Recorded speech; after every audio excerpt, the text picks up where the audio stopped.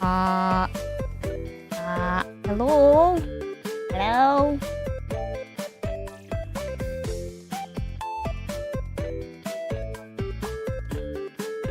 Hi, everyone. Weird time to stream. It's Tuesday. Hold on. Alright. Okay, there. Hello?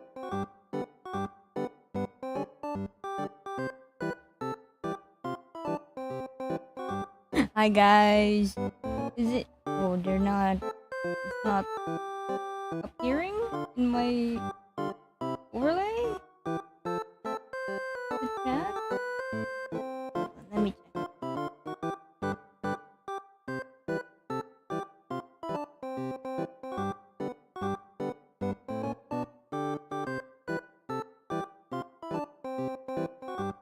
Oh, it's because I actually fiddled with this a little bit. It comes out at the bottom now, not at the top. Oh, I forgot about that. Anyway, hi guys. Hi, how have you been? Today, I am participating in checking out all the games for the Otome Games celebration happening right now. I forgot to get the link into a command, so you'll have to hold on. Let me get the link.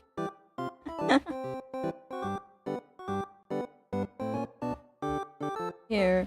I wanted to check out the showcase first before I head into playing today's game. So that the organizers prepared an entire showcase video for everyone to watch on YouTube. I have sent the festival link to you guys. If you want to check out games that are featured, the Otome games, this is going to be happening a full week from today up until May 11th. There will be a Steam festival showcasing a bunch of different wonderful Otome games that you guys might like if you check out all the featured stuff there. But yeah, I'll do a little bit of chatting and then we head into watching the showcase and then actually checking out the festival page on Steam as well, so you guys can have a little look see at what's this all about. Let's see. I was like up until 1 a.m. I think preparing for the streams this week. I managed to get like 2 waiting rooms up, but there's like going to be 1, 2, 3, 4, 5 more streams after this one. 6 more streams after this one. I slept at 5 a.m. What the heck? What the heck?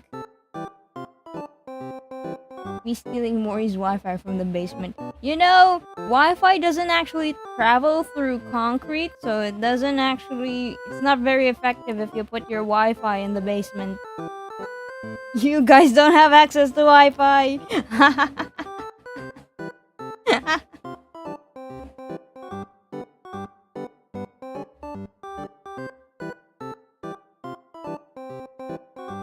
Damn, imagine having no access to Wi-Fi. Wouldn't be me. I have cable internet. I have it hooked up directly into the router via a line. That's why I have instant internet. Okay. Everything should be good now, right? Let me see.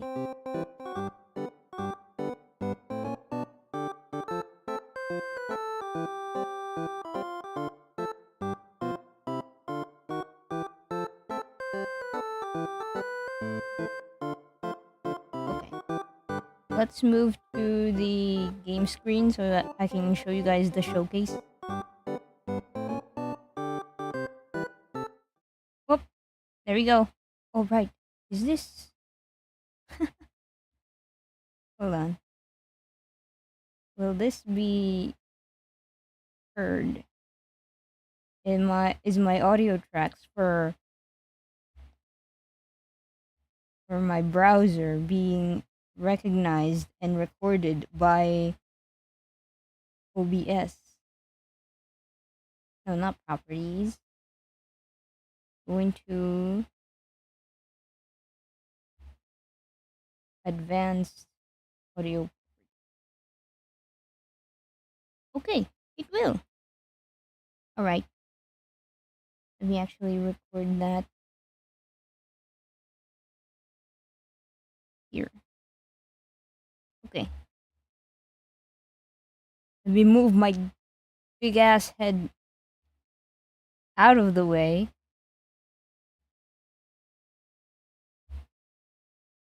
And you guys actually... Oh. Wait, we don't have BGM? No, oh my. Okay, this is... Why?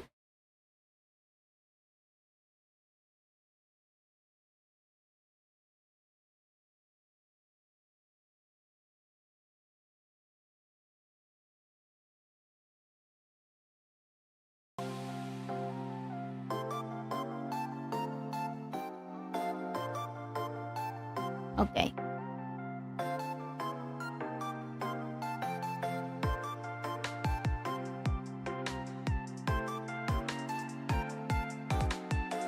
Where's chat? Hello? I can't see you guys.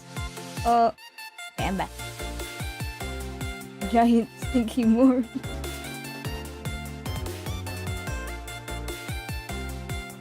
What is powering my internet? The hamster running in a wheel behind me that's powering the basement. Your basement is hamster powered? Oh my god. I'm gonna head off. Have a fun stream. Alright, Macaroni, thanks for hanging out. Okay. Should be good. Right? I really want to watch this. I wasn't able to set up a schedule where I can watch this with you guys live, because watch this showcase live while I'm streaming and it's premiering. It's because the showcase was scheduled at 1 a.m. my time. I'm not about to stream at 1 a.m. you guys. That's something I won't subject you guys to. Hello, Drew! Can you see Twitch? I can see! Hi!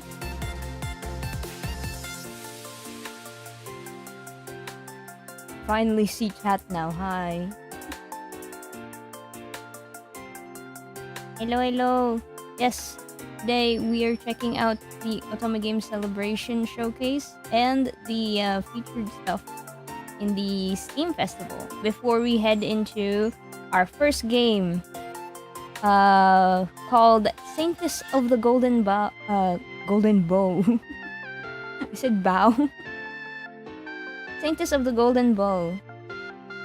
An isekai Otome. Alright. Let's start. Surely my audio is good.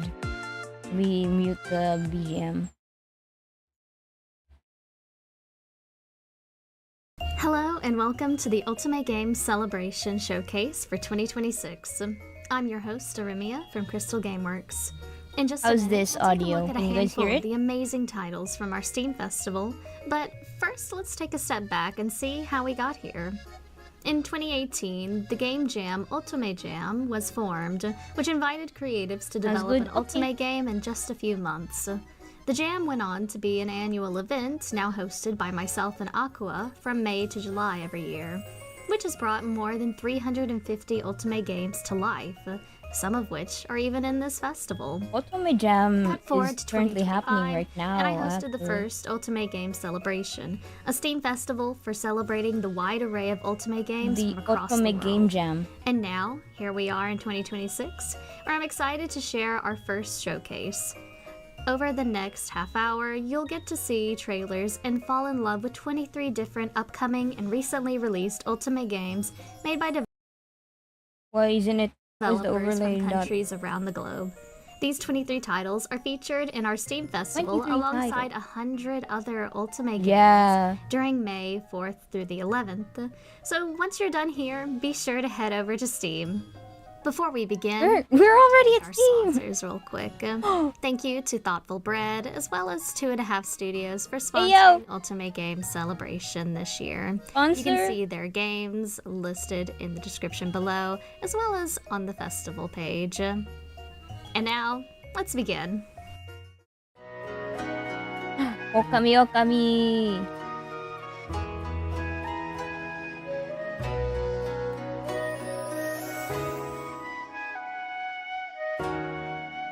They're also participating in the celebration.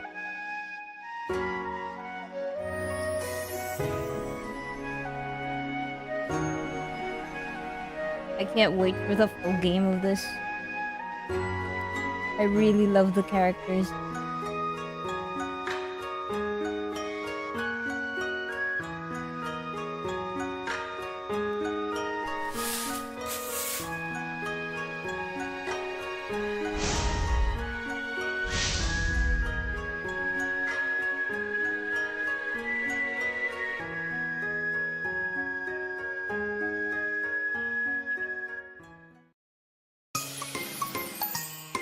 Love in translation. Cute!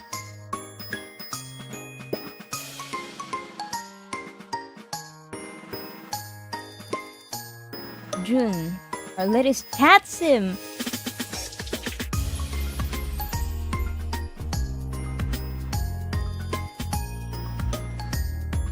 Oh, you can also learn Japanese with this? Oh.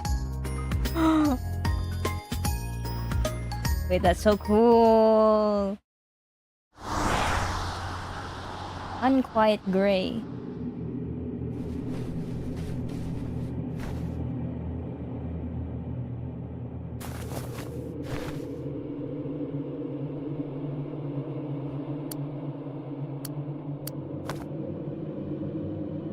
Beautiful art style, yeah.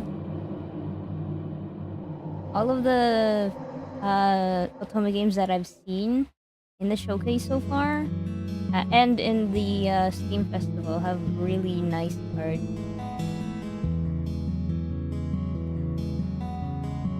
Dawg. Dawg.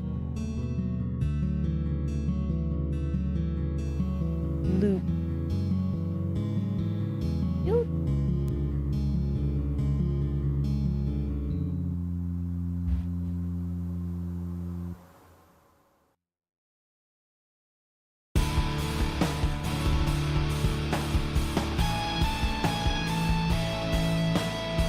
Wedding.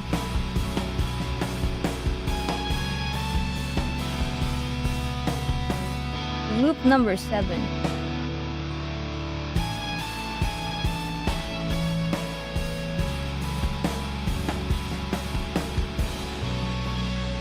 Question mark, question mark, question mark.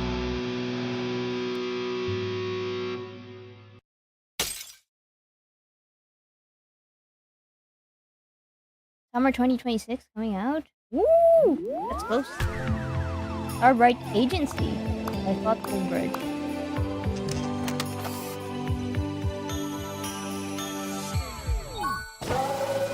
Whoa! Magical girls!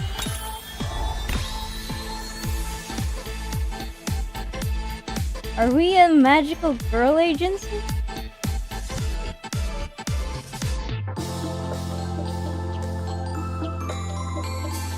Be a magical girl. Oh. Wait.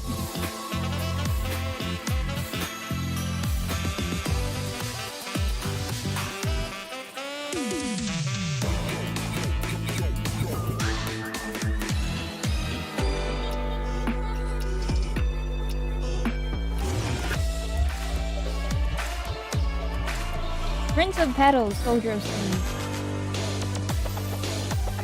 Always there, agent. You can potential romance the agent. Oh, there's also Cat Sim. Hey yo.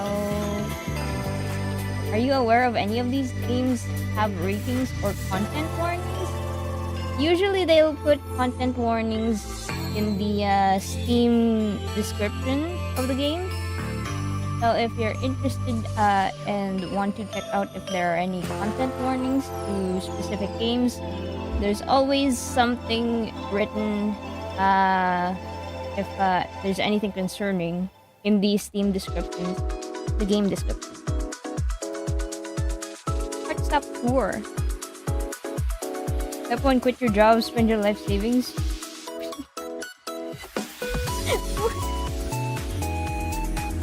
Wait.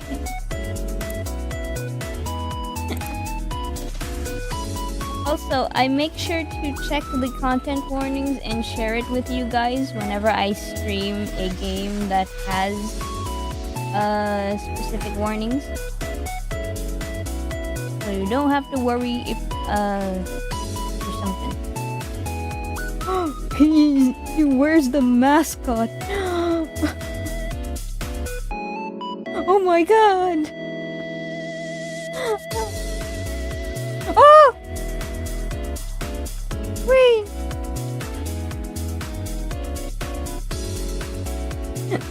Why do we wear the bear head? Is that our player?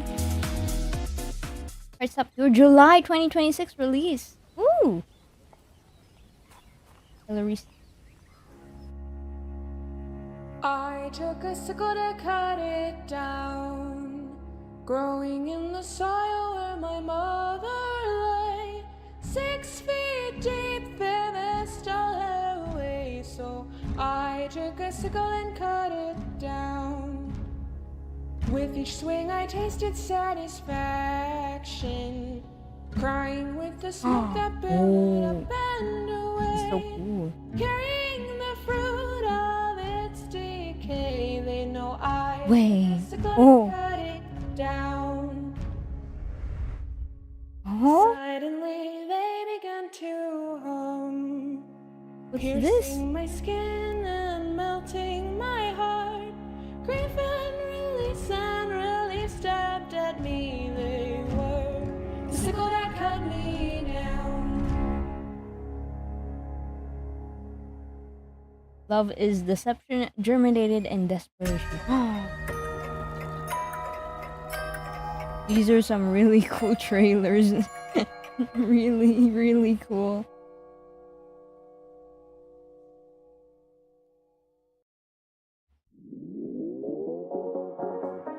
Oh! It's Date with Death 2! They have a trailer here too!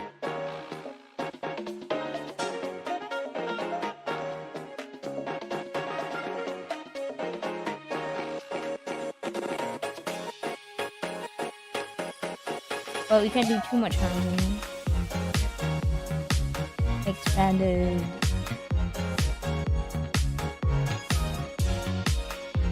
Character customization. 0204-5012. And new side characters. That's cool! Ellie and cool! Your name is gone, your past erased. So who will you become? Oh, more lore about the Grim Reapers. I have actually not kept up with the lore yet. For Date with Death. 21 years in that castle, drudging through fear. Build your dragon commander. Love, Develop your personality. You play as a dragon commander with this one? The time for change has finally arrived. Gather your friends. I recently played it. I recommend it. Totally not because I get to hang out with 5012. Did you guys know that there's a webtoon expanding upon A Date with Death? So stand up. You are the dragon commander, and there's no time Just stop now. And lose. Here to protect, to support your shape.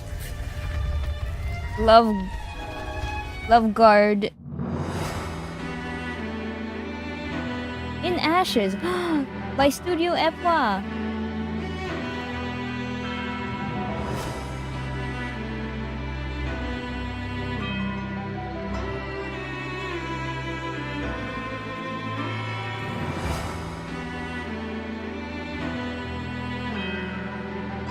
I haven't seen the webtoon one. It's cool.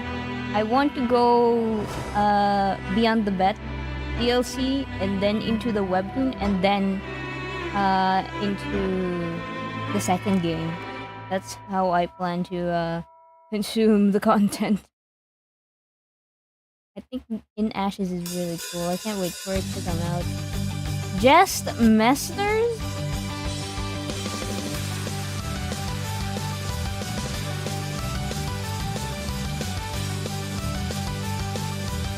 I love the art.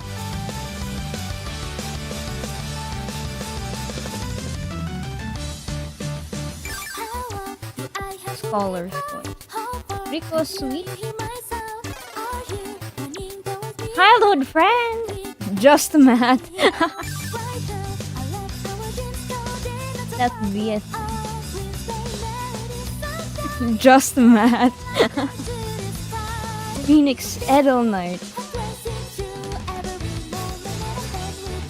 Lynette. Mr. Ashtray and Maya. All the art. Hello, A4. We're checking out the showcase for Otome Games celebration.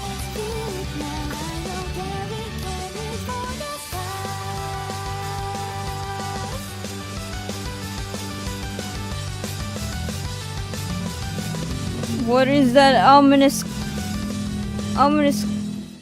figure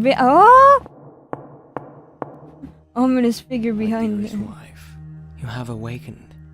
You might not remember I've seen this. before. I've seen a bunch of Why does posts that about matter? this before. The past is like a broken glass. I can shield you from its sharp pieces.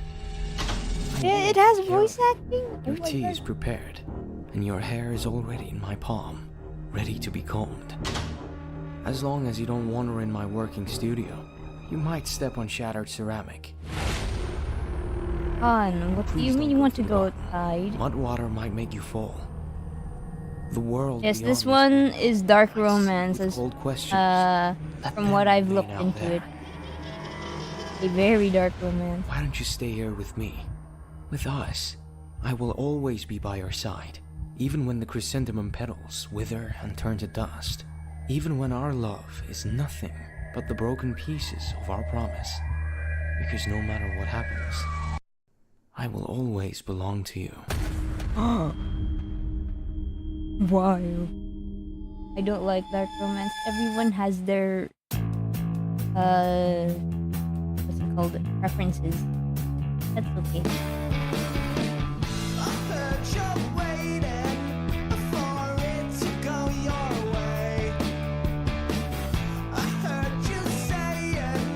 Feel it.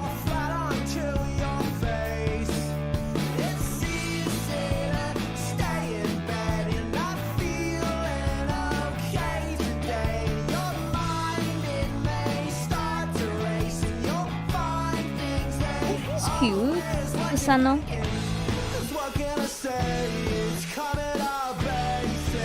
Samantha.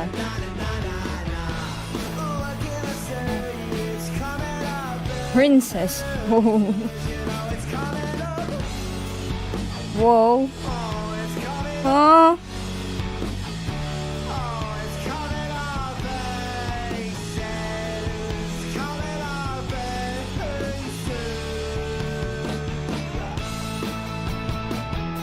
Princess of World's End. Merry Crisis. Oh, we saw this last December in the Choose Wisely Festival, right? You're participating this year too? Otome game celebration.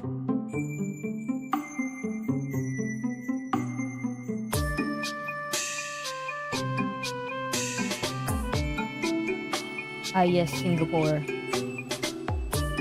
Southeast Asia.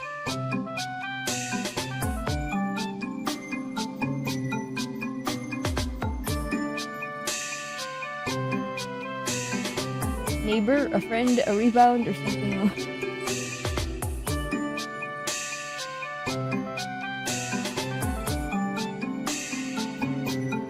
Two, a strange first love.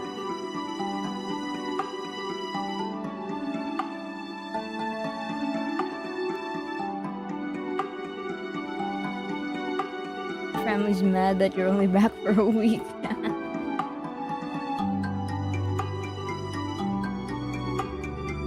Tries to bribe you with food. Ah, yes.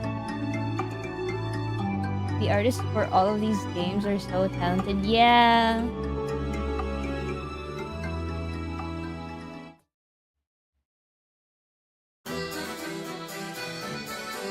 Harlequinade!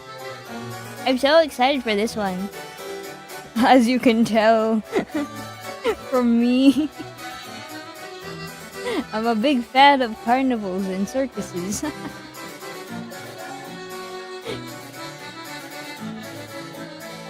Try not to die first. Ah! I love carnivals. Me too. Hers very curt.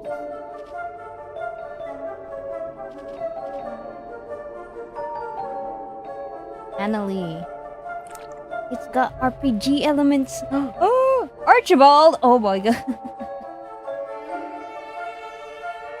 His name is so endearing.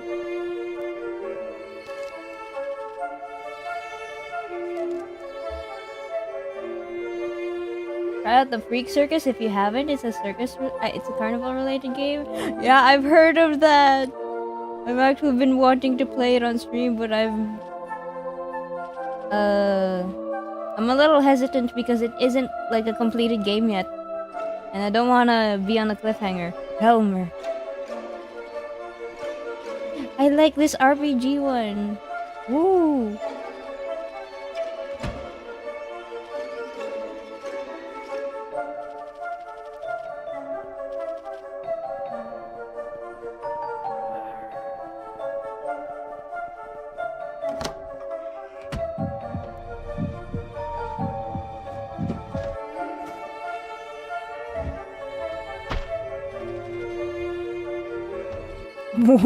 Whoa.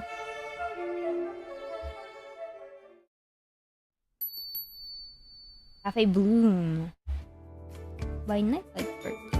Whoa! Cute art! Local painter, Werefolk. Whoa. Another mysterious figure at the Cafe Bloom.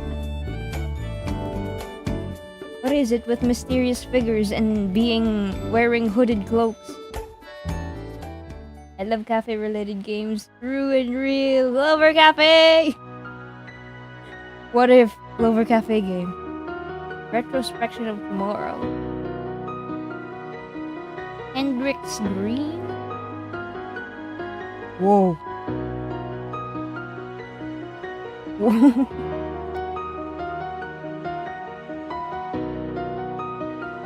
Edmund Renard.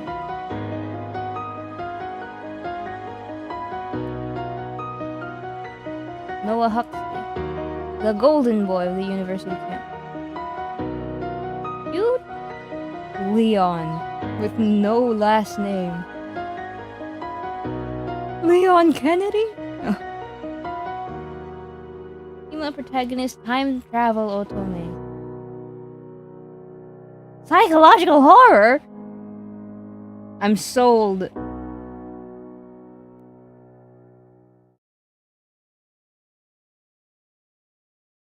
I'm sold. Poetry in Purgatory. Oh!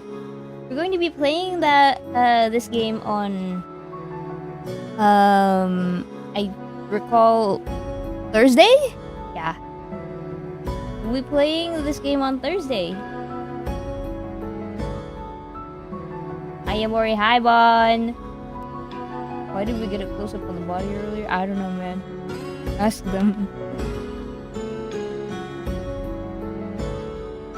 I love the art for this game. It's so painterly.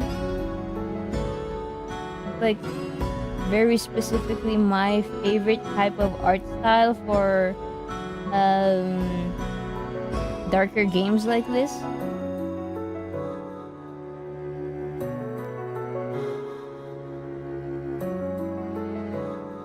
Read your content update up now. Under heaven or hell? Ah yes, I've seen this around. It's about... Well, I'll let the trailer explain it. You deal with demons and stuff. Demons and angels. Salem.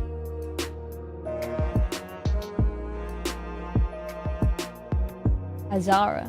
Not the villain, unless you're interested. Oh. Mallet.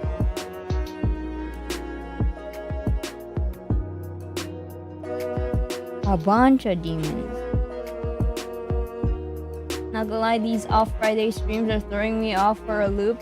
I'm going to be streaming every day this week. even into Saturday. Oh, Bon, you better keep an eye on the streams. My mod.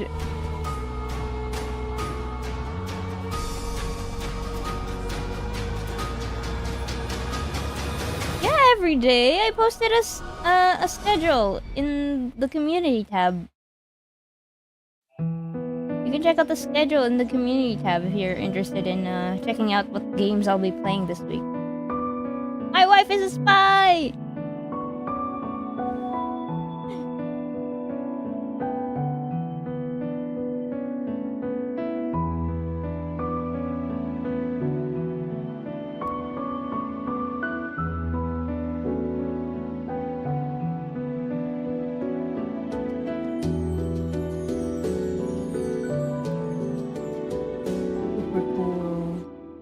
I love it. It reminds me of the fantasy romance manhwas that I read. Oh, and Lovers Enigma too! They're here! We tried out their demo a while ago during the Choose Wisely festival.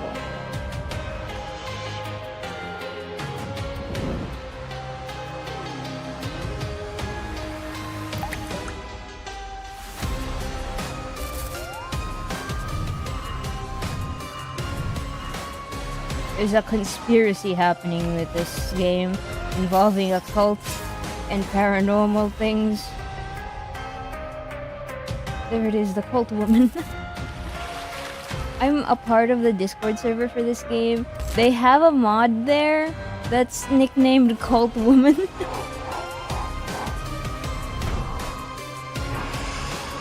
I always see them making announcements, so I constantly am made aware of their presence and their name.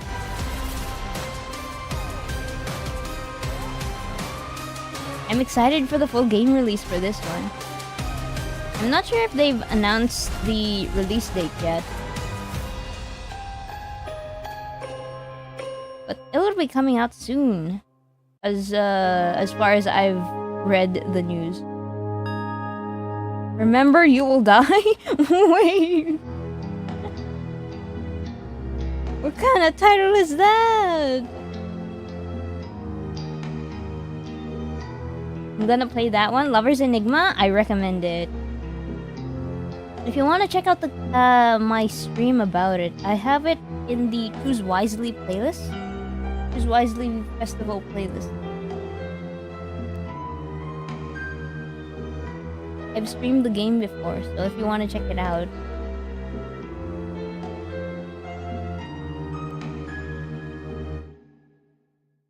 Remember, you will die. What? Wait, that was it? Oh my god, I have so many questions. Pieces of Love. I'm not gonna watch her stream about it. I don't want to get spoiled. Okay.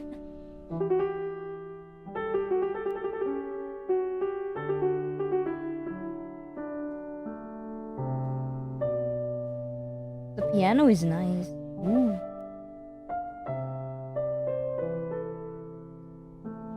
And the animation for the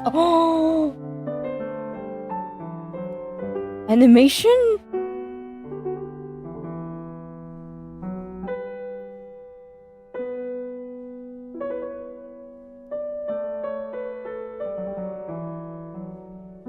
You have any recommendations for visual novels? I haven't really played any, but I love cheesy romance if that helps. You can find a bunch of cheesy romance games in this Steam showcase. I'll link the Steam Festival again in the comment in the chat. Most of these are Otome games though, so they're gonna have female protagonists, but there are some games that have and that's a wrap. Customizable Thank characters you for taking the time out to where you witness can the pick your amazing gender variety and everything. talent in the indie Otome industry. We have so many passionate developers across the world from all walks of life, and we hope to support and embolden them for years to come. Now, I hope you'll take a look at the rest of our Steam Festival, as the festivities will continue there from May 4th through the 11th at 12 p.m. Central. Thank you to all the wonderful developers who agreed to be in this celebration, and all the fantastic streamers and members of the press for helping support our event. Thank you as well, again, to our sponsors, Thoughtful Bread and 2.5 Studios, as well as all of the players checking out the festival and sharing their favorite Otome games. Without you, this wouldn't be possible. Happy Otome! Yippee! Happy Otome! There's a free-to-play section if you want to check out some free stuff before buying anything. There's also demos that you can try out for free. But yeah. Is there anything? Alright, how much else? There are also a bunch of Japanese Otome games featured in this showcase as well. I stopped tour. I'm adding this to my wish list. Oh, dang.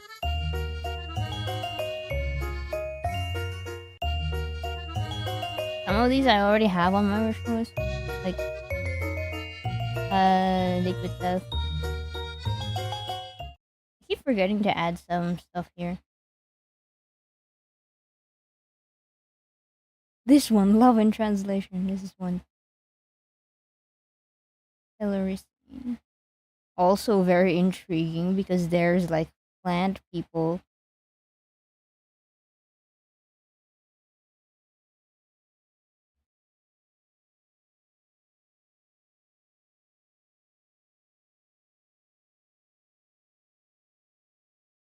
Okay, well, let me bring back the BGM so you guys can. I'm gonna plan playing Lover's Enigma next week. Gotta catch up on your streams, and after every of your streams, I take care of every. Oh, please take your time, Elle. Don't stretch yourself too thin. Lover's Enigma over here. There's also like a little mini game in Lover's Enigma where you play a rhythm game. That's why I really liked it. There's a rhythm game. Okay. Emerald. Yes, there are some Japanese Otome games as well here, including stuff from Idea Factory. If I can find them here.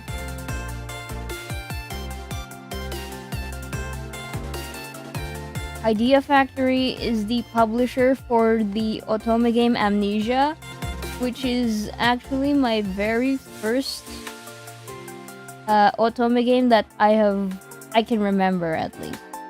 My very first Otome game that I can remember playing. I played it on the PSP, and I couldn't really. I tried to find like a translated version of it, but I had trouble. I think I did find one, and then I played through it. It's been so long since I did, I barely remember what happened there, but I just recall that the character you play as is an amnesiac.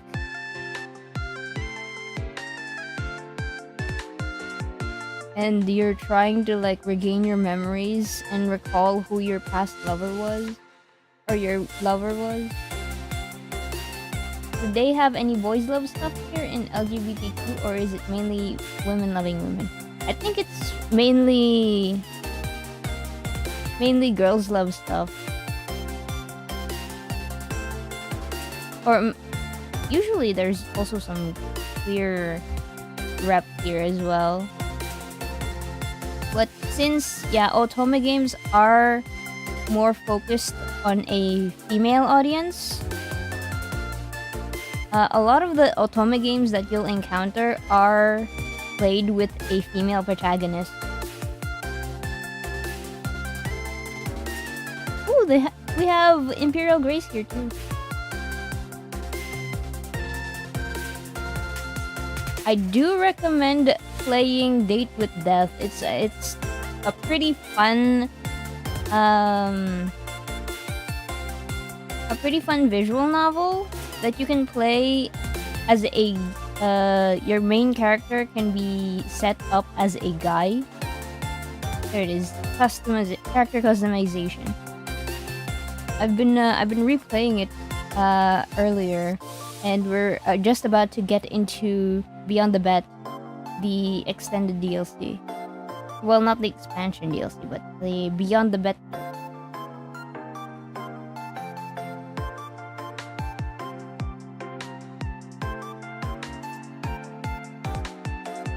Otome. Let me find Amnesia. Where is it? I need to find it. I gotta talk about it. Oh, and they have the Our Life DLCs on sale. Yippee!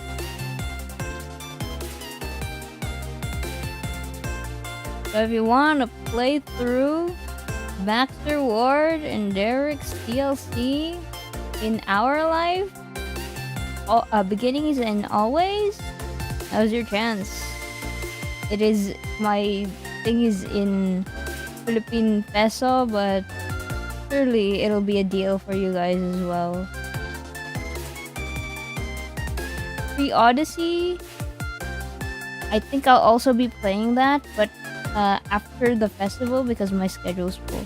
I'll be playing this as well.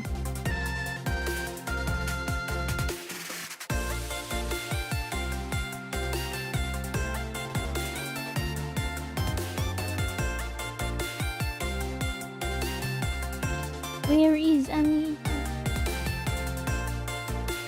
Date with Death. Deluxe edition. Current specials. There are Otome game bundles too.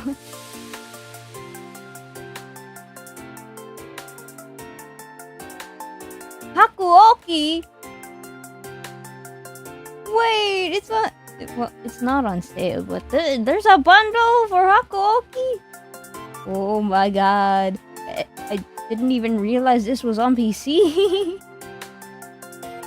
Hold on. Wait a minute. Chat, this is phenomenal. This is... See, here's what I'm talking about. Idea Factory. They develop Otome games. And they also develop a bunch of... I don't know if it's a developer. Oh, it is. It's a developer that makes a bunch of things. They have Tuho. They have Neptunia. But I specifically know them as the developer for Amnesia and the Otome games that I used to play on PSP. There it is! Amnesia! Amnesia Memories. Not Amnesia the horror game. Damn, oh, it's been so long since I've seen these guys. I love the art. This game was one of my very first Otome games. I played it on the PSP. I just got it because I like the art. I don't remember much of the story. It's been so long. That's what I was thinking of, the horror game. Oh my god. Age rating? Wow, but there is a darker route to this game.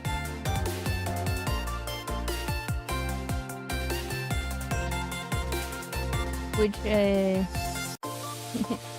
the word shit appears in game text.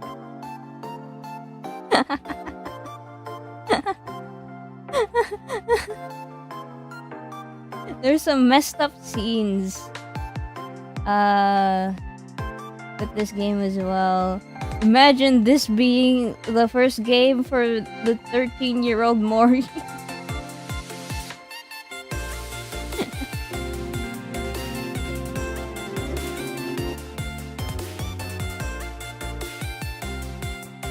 Did it release in 2015?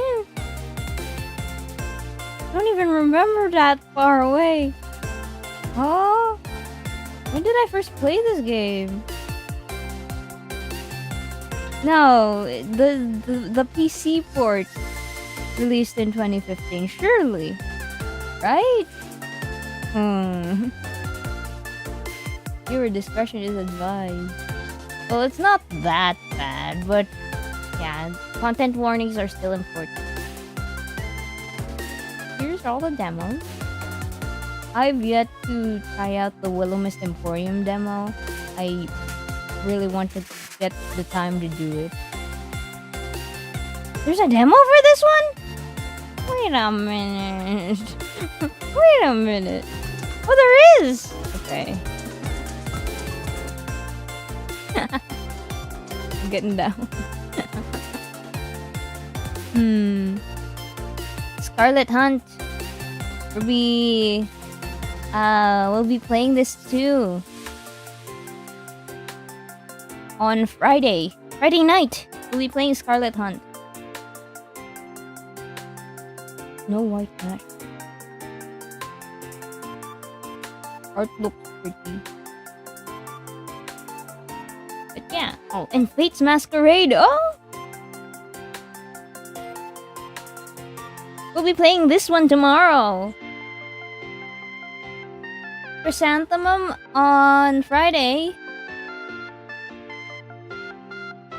Busta Fellows. You Odyssey. Top handle. Bad delivery. Games to play on Steam. Oh, Steam Deck verified. Wait. Arcana Familia? Wait! Ayo! I remember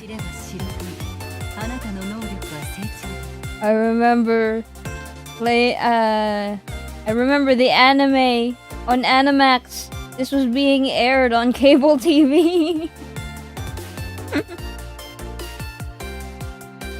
Oh, you really planned out every stream this week? Yeah! I have it scheduled! Again, my schedule is available in the community tab. I posted it, so you guys can check it out. And if any of the games featured for this week that I'll be playing interest you, you can check it out here on Steam.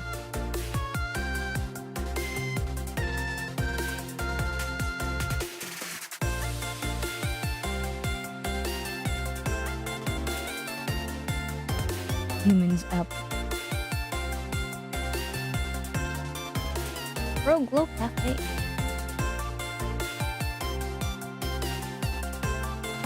Alright, I think that's enough browsing through the games here. It's time for me to actually play today's game. Let's see, hold on. Let me just show you guys the Steam page.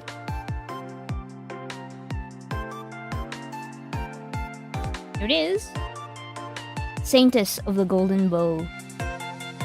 It's an isekai fantasy romance game. Oh, hold on.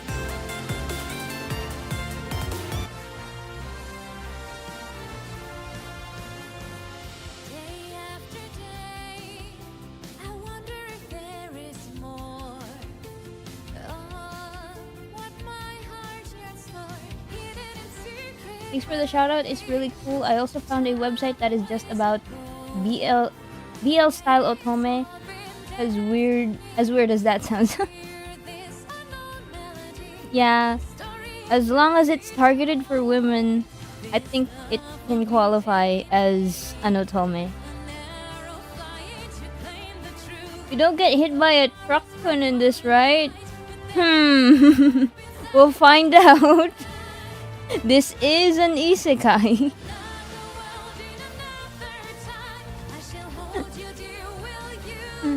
Oh man, this one has drama.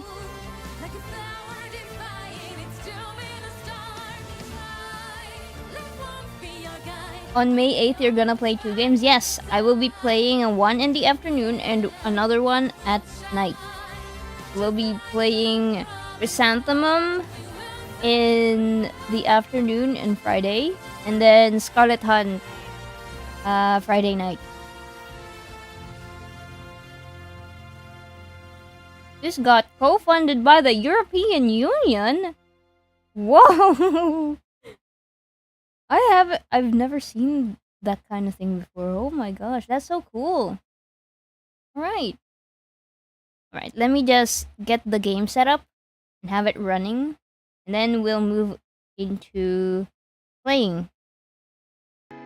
So, for standby, let's have you guys learn about the character for now.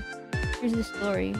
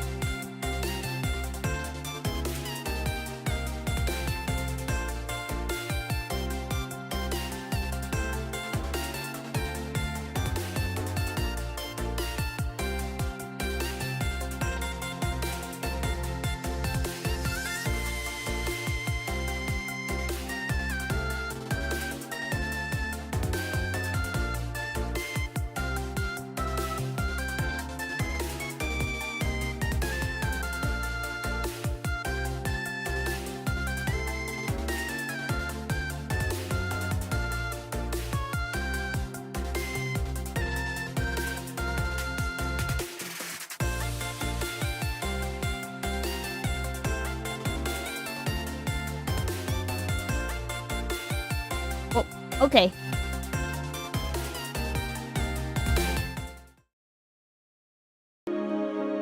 There we go. Saintess of the Golden Bow!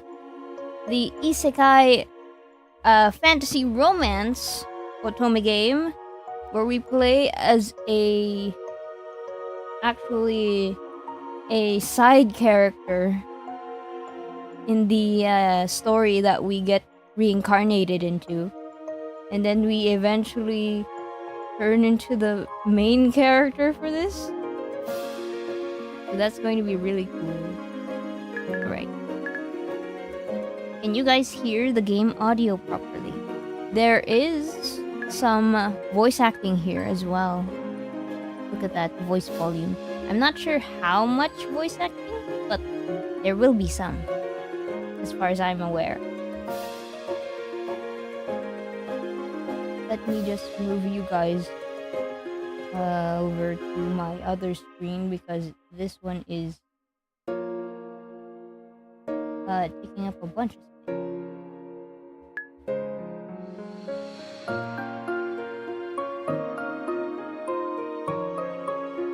Let's start.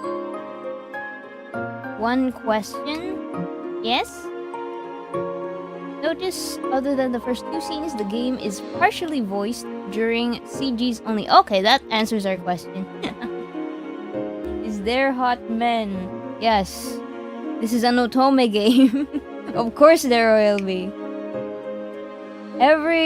Okay, I need you guys to understand, every game that I'll be playing this week is an otome game. And otome games are famous for having hot men. And there will be hot women as well in some of the other ones. So please look forward to that as well. Let's go. Yeah, yeah. Okay. Just my luck. Why does it have to be pouring now? There's voice act. Oh, I want to go home. Okay, let me just make my little my head a little smaller because I'm in the way. Okay. There we go. That should do. That should be good. I'll be soaked by the time I reach the subway. I run down the street, passing by shops that already closed long ago. Hunger gnaws at me. That's what I get for working late. Oh, you haven't had dinner yet? Girl.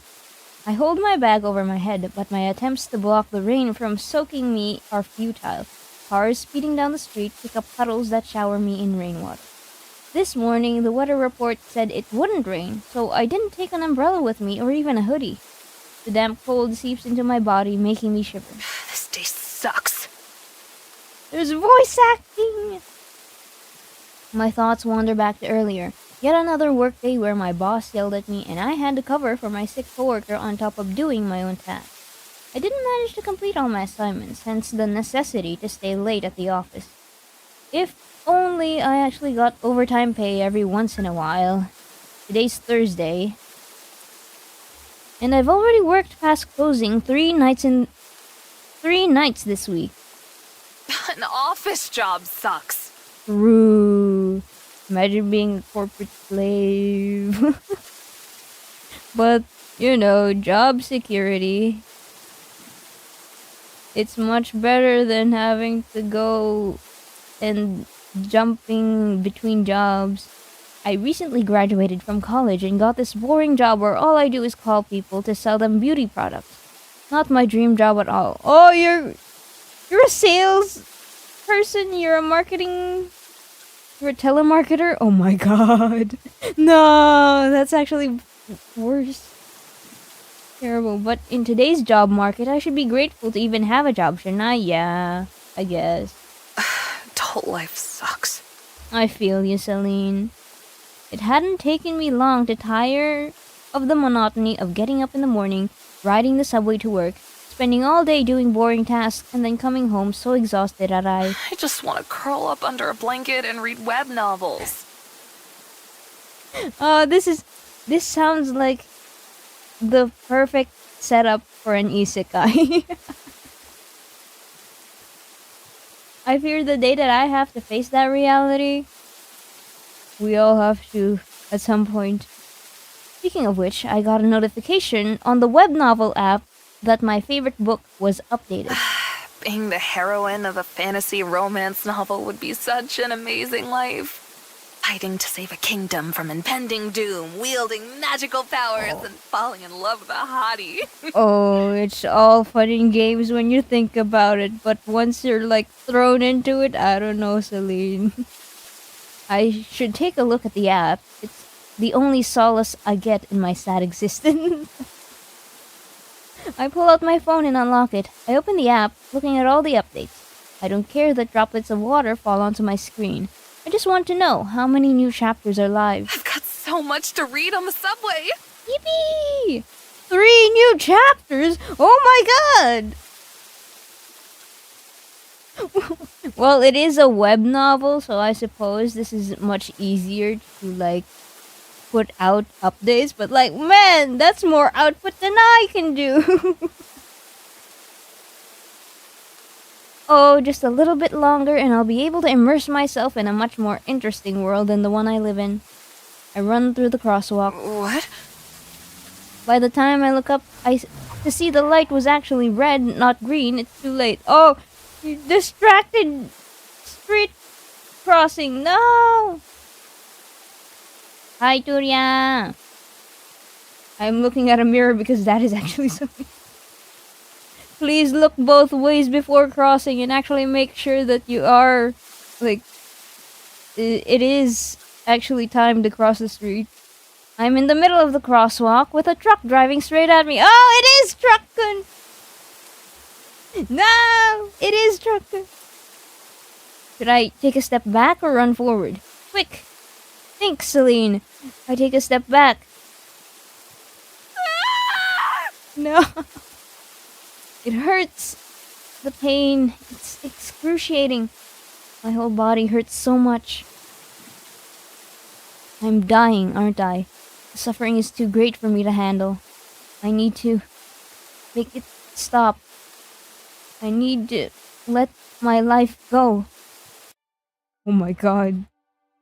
The next thing I know, I'm floating in a cotton-like substance. I feel comforted, safe even. Have I really died? Am I in heaven now? But I wanted to read the last chapter of my favorite author's new web novel. Wait, that was the last chapter? You didn't get to see the finale? Oh my god, that's actually a fate. That's a terrible fate. Now I'll never find out what happens to the heroine in the end. A chuckle escapes me, a loud sound in this quiet place. I'm pathetic, aren't I? I died and now I'm just thinking of my hobbies, not my parents or my friends. What is that sound? In the emptiness, I can hear someone singing, an angelic voice. It's calling to me. You must fight on. Angelic. Truly, angelic indeed. Out of all the things that's important, I mean, same. I too would think I would be bummed about not being able to read the finale of my favorite things. I must, but I'm dead. I don't have to do anything. No! The eternal spiral! Suddenly I feel a pull. My soul gets grabbed and yanked towards a golden whirlpool. Let me rest! Let me lament on not being able to read the finale! I scream, but no sound comes out of my mouth. I close my eyes, the shifting reality around me making me feel dizzy. And you're in a forest. When my senses return to me, the first thing I notice is the fresh scent of a forest. I open my eyes and look around. Lush canopies of trees above me sway gently in a light breeze. There's something heavy in my hand, and when I look down, I see that I'm holding a simple hunting bow. My feet, clad in riding boots, sink into the damp green moss of the forest floor. I'm out hunting, I realize. Wait, how is this possible? I just died and it's been ages since I handled a bow. The last time I practiced archery was in middle school, back when my parents could still afford to spoil me. I also hadn't put on such high boots today for work, or these fancy pants, or this jacket. The outfit looks almost like it belongs to a Korean webcomic, a manhwa! Where am I? What is this place? Okay, so it's not fully, what's it called? Fully voice acted. I think the voice acting will be reserved for CGs, from what the notice told us earlier. I spin on my heels a few times, taking a better look at my surroundings. Woods, as far as my eyes can see. A peaceful forest. I take another glance to look at my outfit and run my hands through my long violet hair. Who am I? Celeste! Where are you, Celeste? Okay, so that was just a voice line that wasn't recorded. They hadn't added it in, I guess. I don't know anymore. You got isekai'd? I mean, yeah, that's the game. I talked about it earlier. I realize I'm supposed to be hiding. Hiding from what or whom, I don't understand. I only know I must seek cover. The urge to disappear from sight is so strong that I don't even question it. I find a thicket of bushes and dive into them. From my hiding spot, I observe the situation, holding my breath. A handsome man with red hair tied back into a ponytail runs towards me. He's wearing some sort of fantasy armor, and he has two thin swords on his hip. Dual-wielding swords? Okay, pop off, King. I recognize this person. This man is my knight, Levi Parent. Wait, I don't have a knight. I'm Celine. I'm a 21-year-old simple office worker, fresh out of college with a job in sales. Am I still the person I was half an hour ago? Or have I fundamentally changed somehow? No matter my outward appearance, I'm still Celine.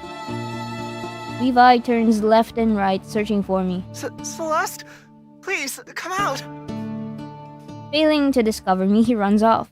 I recognize this guy's looks from somewhere, and the name Celeste is familiar too. No. I couldn't have. Did I get reincarnated? Here? Out of all the books and games that could have been the setting for my reincarnation, why did I have to end up in the BL tragic fantasy web novel? Oh, it's a BL! Whoa! We got isekai'd into a BL fantasy web novel! I'm ecstatic! I'm overjoyed! Whoa! Hold on, let me hydrate.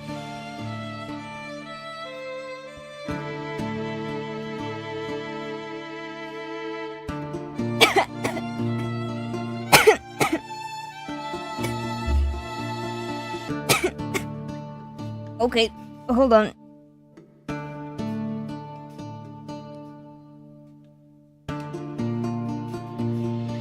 We got isekai'd into a BL web novel. Not only were we an office lady, we were a Fujoshi office lady. Oh my god! I got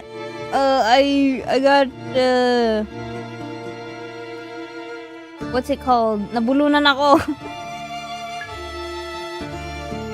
Bro, why this one? The tragic fantasy web novel. BL web novel. Saint of the Golden Bow is the work's name. Oh, and then our character becomes the Saintess? It was recently adapted as a webcomic. That's how popular it had become. The book used to be one of my favorites, but the world of this story is not a nice place to live. There's a war going on with a demon queen. And Celeste... Why did I have to be reincarnated as her? What I just witnessed was the opening scene of the book. Before Levi is chosen to become the titular saint, he goes out hunting with his unrequited love, the lady he's serving. Oh no! Wait.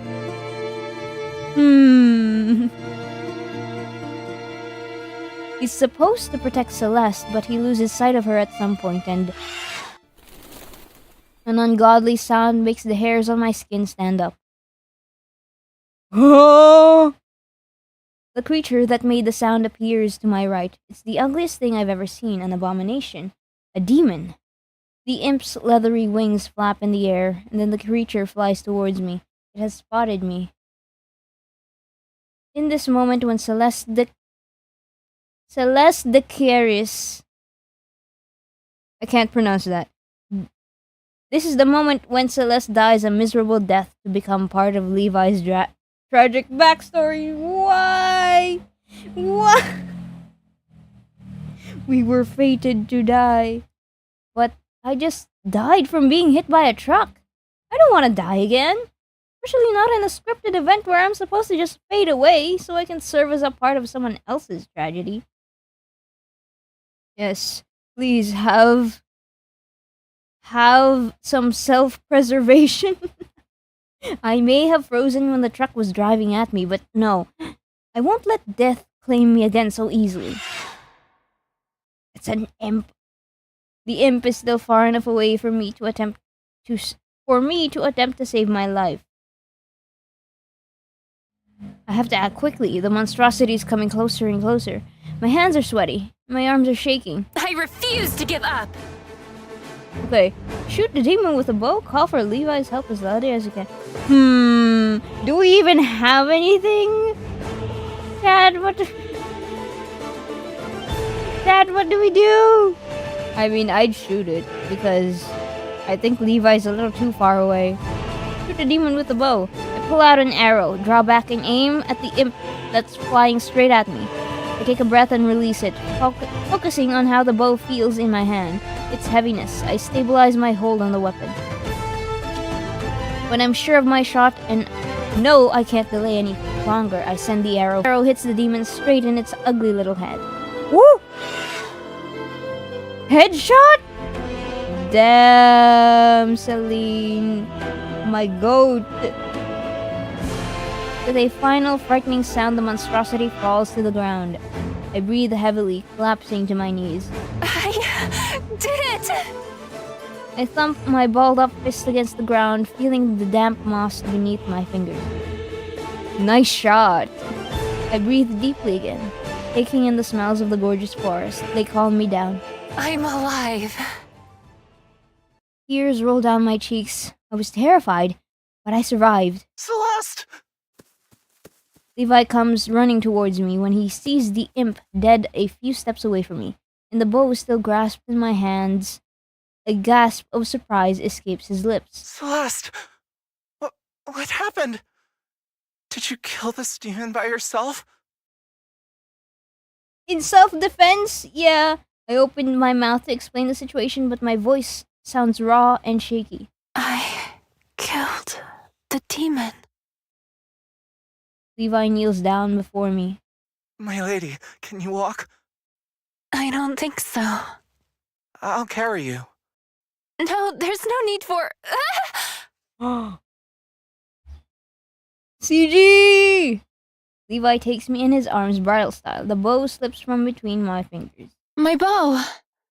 Don't worry about the weapon. I will return for your bow later. Right now, it's of utmost importance that I carry you back to the safety of the mansion. Whoa! Whoa! I love the art. But it's... It reminds me of webtoons, manhwa. Truly. No buts. Let me do my job, for once. The voice is familiar. Where have I heard it before?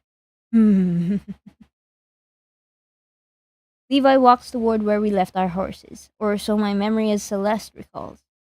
So I really am Celeste now? I'm part of the world of the Saint of the Golden Bow, even though I was supposed to die. So what will my survival mean for the story now? You become the Saintess. All washed up, my lady. After an awkward bath where I had to let my maid Linda wash me, I'm finally dressed in a nightgown and allowed to rest. My body feels weak, the shock of dying, reincarnating, then almost dying again, finally taking a toll on me. I yawn. I'm going to lie down. Is there anything else you need from me? I forgot I'm supposed to formally dismiss Linda whenever I want to be alone. Yeah, kind of a thing when there are like people serving you. I'm good for now. I'll call for you later if I need anything. Alright, my lady. Linda curtsies before me, and then she exits the room. I sink into the softness of the mattress, taking a good look around the room. This place has an undeniably expensive, polished, and fancy look. There's a giant teddy bear over there. Oh my gosh. Her room is so cute. True. Can I? How do I hide the menu? Hold on. Let's see.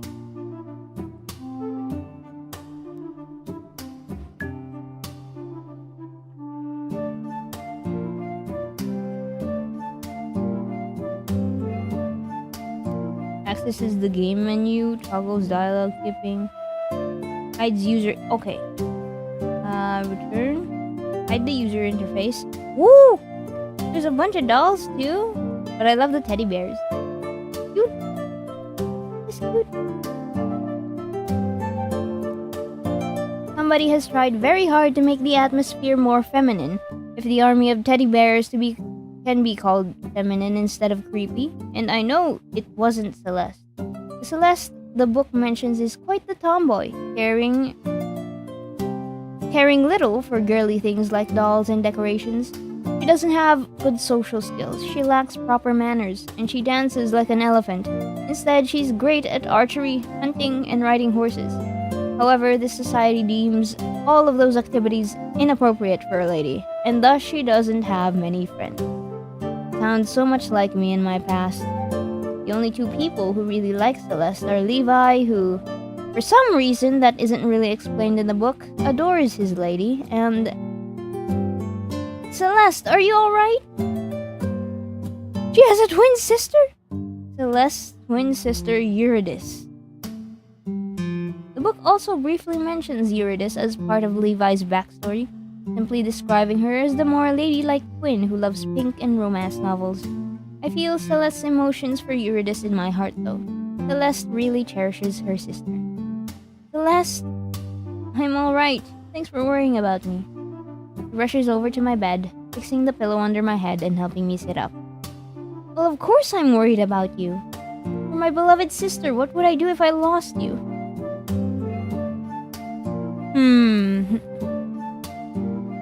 What do we say to our twin sister? I just realized I haven't actually tweeted out that I've been live. I constantly forget to tweet that I'm live, so I'm trying to be a little more on top of that, but I have not touched Twitter in a while. I keep forgetting that I have to tweet stuff whenever I do things. But okay, let me just retweet it instead. I don't wanna go tweeting stuff while I'm in stream. Second option, Levi was with me. I'm fine, I've been through worse. Levi was with me.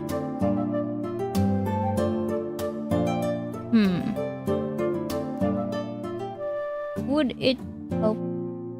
Okay, I'm thinking too much. My strategy brain. As the voice in Celeste's head, I'm also going to consider that Levi was with me. I don't think they would really take a woman who does archery in this time period very seriously. So even if this is our twin sister, it may worry her that there wasn't anybody else to help us. So yeah, Levi was with me. Oh! Levi affection up! Okay. That actually was helpful. Okay. Levi was with me. Nothing bad could have happened to me under his protection. You think I don't know how you always run off from Levi during your hunts? Making excuses that you have to be alone because he's stomping too loud, scaring off your prey. Busted. I know that is exactly what Celeste has always done. I take a glance at Celeste's memories, wondering if she ever realized Levi was in love with her, and if running off was her way of trying to avoid the awkwardness of his puppy-like adoration. Oh. Puppy-like adoration. Wild. I feel a touch of awkwardness, unsure of how to feel with the way Levi has always viewed her. The situation wasn't comfortable for Celeste at all. You got me. Did you split from Levi this time too, sister? I did. Figures. I really would like to know what happened today, though. Levi babbled something about a demon? I'd like to know more. Oh, it's father. I'd like to know more too, for the matter.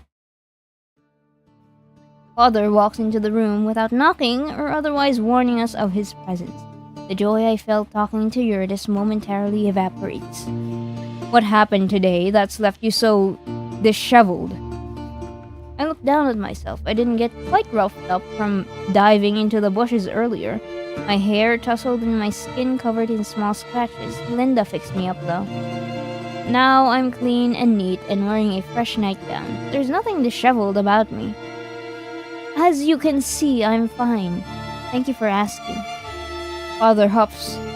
You and your sister's 18th birthday is in 3 days. We're leaving for the capital the day after tomorrow. If you're not healed up and in top form by then, I'll be up and running by tomorrow. My body feels tired and heavy, but it's nothing a bit of sleep can't fix. I see Eurydice scoot slightly to the left as if taking a step away from father's negative energy. You'd better be. I don't want you to ruin the golden bow ceremony for your sister. You are forbidden to leave the mansion for the next 3 days. Tell him off. Don't antagonize father further. I mean, I don't want to deal with this anymore. Can you just leave? I open my mouth to tell him off, but my eyes land on Eurydice. She shakes her head slightly. To honor her wishes, I decide not to agitate father any further. All right. I nod. I don't feel like going hunting or horseback riding anyway. Someone would quickly notice that I'm not as good at those activities as Celeste should be. I'm still not sure how much of her skills I can access for myself. Levi set me in front of himself on his horse to return us to the mansion earlier, so I have no idea if I actually know how to ride a horse myself. I only rode a horse once or twice as Cillian when I was a kid, not nearly enough to match Celeste's experience. Now, tell me what happened. I killed a demon. You... what? Levi said you had an encounter with a demon. You two had an encounter with a demon, but I assumed he was the one to kill it. I shake my head and smile. I shot an imp with my bow. What was such a monstrosity doing in the middle of Lokari Empire lands? We're far from the war front. The imp was conveniently there to kill Celeste for Levi's tragic backstory. Yeah, the thing about comic logic is that usually things happen conveniently so the plot progresses. I want to tell the truth, but of course I won't. Father and Eurydice would take me for a madwoman if I babbled about them being characters from a novel. I don't know, but the monster attacked me, so I killed it. Father sits down on the chair next to the entrance of my room and hides his face in his hands. I knew my daughter wasn't much of a noble lady, but this... My sister and I share a smile. Where was your knight when the demon attacked you? I ran off on him again. I wanted to hunt on my own. Of course. A big yawn escapes my lips. I cover my mouth with my hand. Rest. Father gets up and gestures for Eurydice to leave. Eurydice nods and walks behind him out of the room. She turns back to me when she's in my doorway and gives me a warm smile. Get some rest. I'll be back later. I sink more deeply into the bed, making myself comfortable. It doesn't take long for me to fall into a dreamless slumber. When I wake up again, the rays of morning sun pour into my room. I get out of bed and stretch to make sure my body's working properly. I feel refreshed after my long sleep. No more weakness in my limbs. Everything's in order again. Oh, to be young! I walk to the desk and sit down. I take a fresh sheet of paper. I hesitate when I realize there's only a quill for writing, but I won't be stopped. I produce a few scratchy letters. My handwriting looks horrible. It seems I can't directly access Celeste's skills after all. It's quite inconvenient. I can manage to write with a quill, but not very well, and only in English. I have to write down everything I know about the web novel Saint of the Golden Bow so I can organize my knowledge of the world and line it up with Celeste's memories. Let's start with the basics. The Saint of the Golden Bow is a romantic tragedy fantasy... Oh, that's... 3 things at once! Romantic tragedy fantasy web novel by the Korean web novelist Han-yeol Kim. I read the English translation on one of my favorite web novel and comic apps. The story was supposed to be turned into a webcomic and had promo art, which is how I was able to recognize Levi immediately. His design of the art... Okay, I'm feeling my nose closing up, my sinuses. Hold on.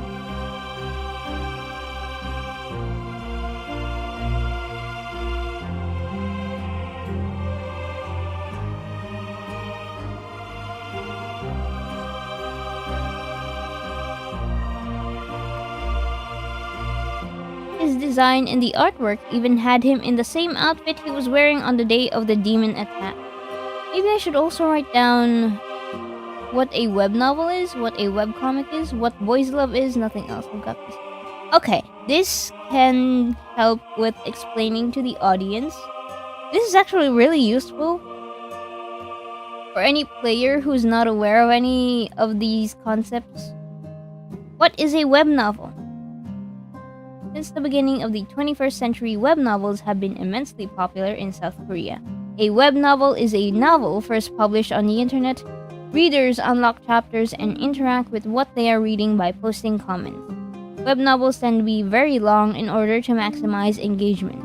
Saint of the Golden Bow was an exception. It wasn't that long of a book, but it still got over 100 chapters. It was translated to English and published on one of my favorite web novel and comic apps. I was grateful for the chance to read it in English, as I don't know Korean. What is a webcomic? That's the thing I'm making.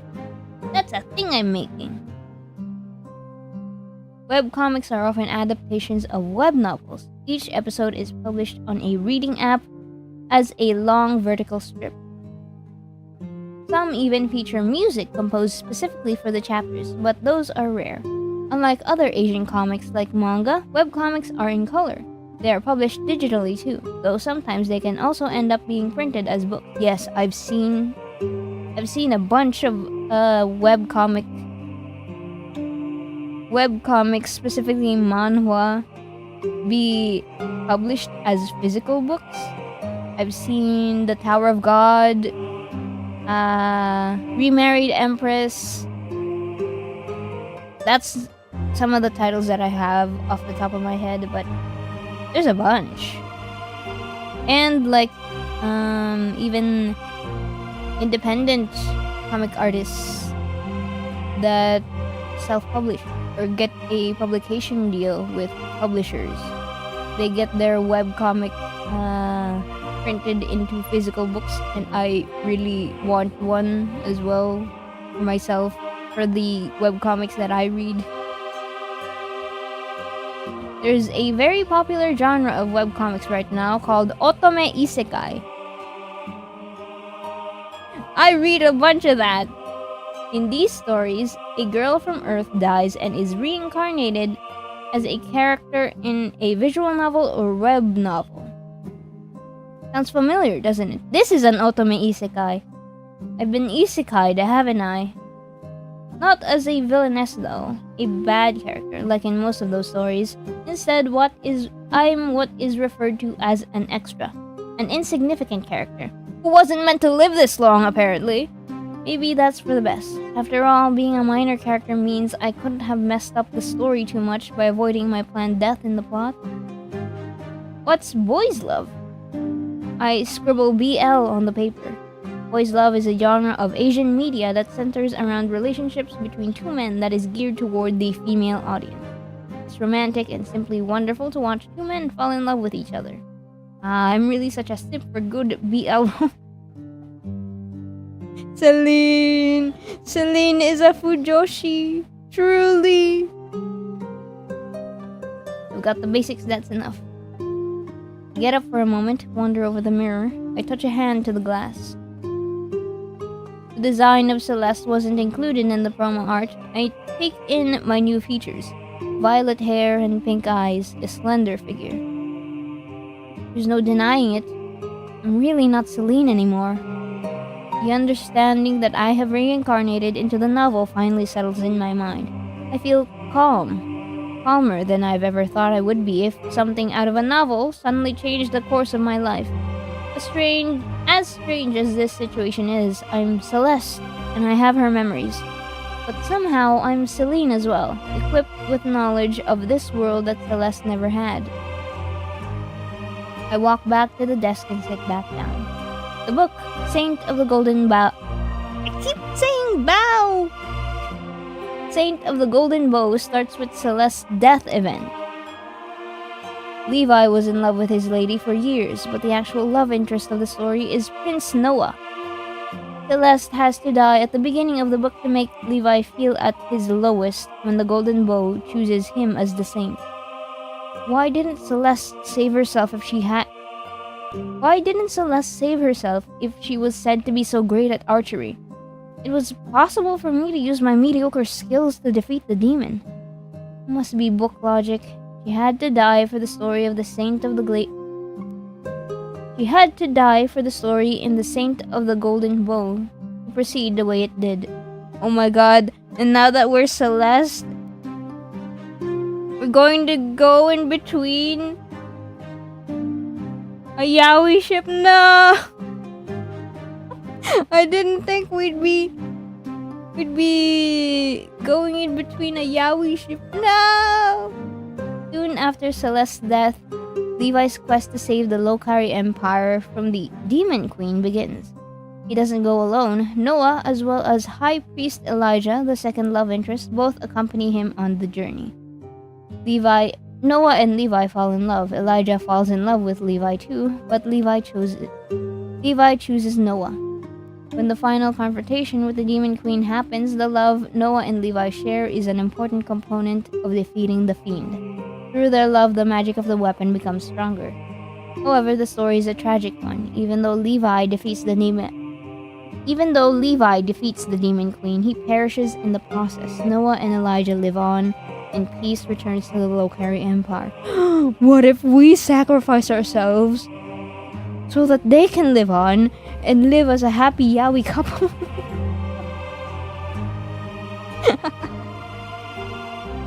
I remember crying at the end of the book. I read the novel twice. Saint of the Golden Bow is really one of my favorite stories. I still don't appreciate being reincarnated into this world though. Especially not as Celeste, whose only purpose in the story is to add angst to Levi's life. I didn't die when I was supposed to though, and now the story has continued regardless. I wonder how many things will change now because Celeste is alive.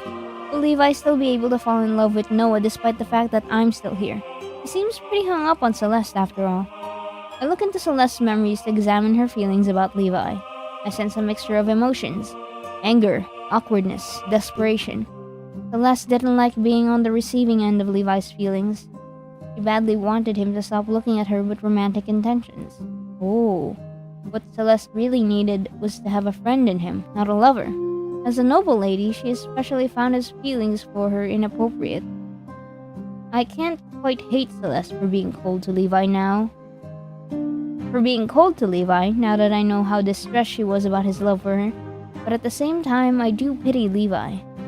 If Levi was so in love with Celeste though, how did he move on to Noah so quickly? His change of heart wasn't really explained in the novel, and I remember some people voicing their opinions on the forums about how unrealistic this plot point was. If Levi and Noah didn't fall in love at the end of the quest, will Levi still be able to defeat the Demon Queen? I shudder. What if I've broken the story beyond repair by avoiding my demise? Ooh. On the day of Celeste and Eurydice's 18th birthday, Father takes us to the capital to attend the Golden Bow ceremony. Levi had his 18th birthday a few days ago as well. Since he's of lower standing than the Count's family, Father got the approval of the church for Levi to attend our ceremony together with us instead of his own a few days earlier. Now, Eurydice, Levi, and I stand in the middle of the chapel in the royal palace of Solus, Lokari Empire's capital. Behind us are the many other people who will be testing it. Solus. Before us, the High Priest Elijah Soren takes a spot behind the titular Golden Bow, the fabled artifact that will choose the saint one day. High Priest Elijah? And then he's one of the love interests? Oh my god, he's a prodigy if he's 18 years old as well. I know that day will be today since Levi is the one who will be chosen. I eye the bow with suspicion. Light reflects off its golden covered surface. The design is pretty and elaborate. Looks like a pain in the ass to use as a weapon, too ornamental for my taste. True! That looks like a display piece. We are all gathered here today to see if the golden bow the weapon given to us by our Lord to help us one day defeat the vile demon queen, will finally choose its saint. On this beautiful morning, when the sun's rays fall through the windows of our chapel, let us give our gratitude to the Lord. He has given us means to end the war that has been raging for so many decades. When did you guys get this bow? How long has it been since it hasn't chosen the wielder? Like, for decades? I'm not gonna lie, but sounds like your god is a little slow. I've never been particularly religious, even in my past life. I especially don't believe in a fantasy god, but Let us give our gratitude. Let us give our gratitude. Let us give our gratitude. 20 years ago, the blessed blacksmith was bestowed with the Lord's inspiration and crafted the golden bow. 20 years ago? And it hasn't chosen yet? God damn. This bow is picky. Really picky. He worked tirelessly, day and night, until finally, he completed the artifact. Ever since then, the people of the Lokari Empire have sought to be tested on the day of their 18th birthday by the golden bow. The artifact will choose its wielder. That person will become the saint and be tasked with defeating the demon queen who has terrorized our borders for 23 years. 23 years? I will now call forth today's attendees to be tested. Each of you just needs to touch the golden bow once, and its judgment will be bestowed on you. Elijah takes out a sheet of paper and reads the first name on the list. Eurydice de Queris, daughter of Count de Queris. Eurydice approaches the bow. She puts a hand on the artifact. Nothing happens. Of course, what else did I expect? Levi is the saint. The golden bow will only glow for him. A frown appears on the high priest's brow as he reads the next name. Celeste de Queris, daughter of Count de Queris. I take a deep breath and step onto the podium, reminding myself I shouldn't expect anything. I put my hand on the weapon. For a moment, nothing happens, but then the bow glows. Its light getting brighter and brighter with each second. The light feels scorching hot. I close my eyes, worrying I'll go blind if I don't. You must fight on. What do you mean? I hear the angelic voice again. Was the bow the one speaking to me when I reincarnated? Or was it the god of light himself? God has a voice? The thought that I may have been addressed by a deity is frightening. No. Gods aren't real. And motorcycles keep going around the premises.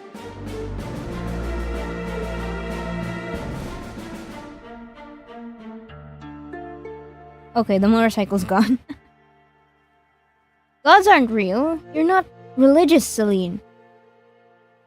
The golden bow. The burning light makes my skin feel like it's on fire. So I take my hand away from the bow. But my hand continues burning. The searing pain climbing up my arm to my chest. Ah! I scream. I'm sorry, I can't do the scream justice. I'm sorry. My head is spinning. The pain is too much for me to handle. I want it to stop. Stop! Lady Celeste! Sister! Darkness takes me into its comforting embrace. Oh. I feel so groggy. I'm in the guest room of the apartment that was assigned to our family when we first arrived at the palace for the ceremony. Lady Celeste can't be the Saintess of the Golden Bow.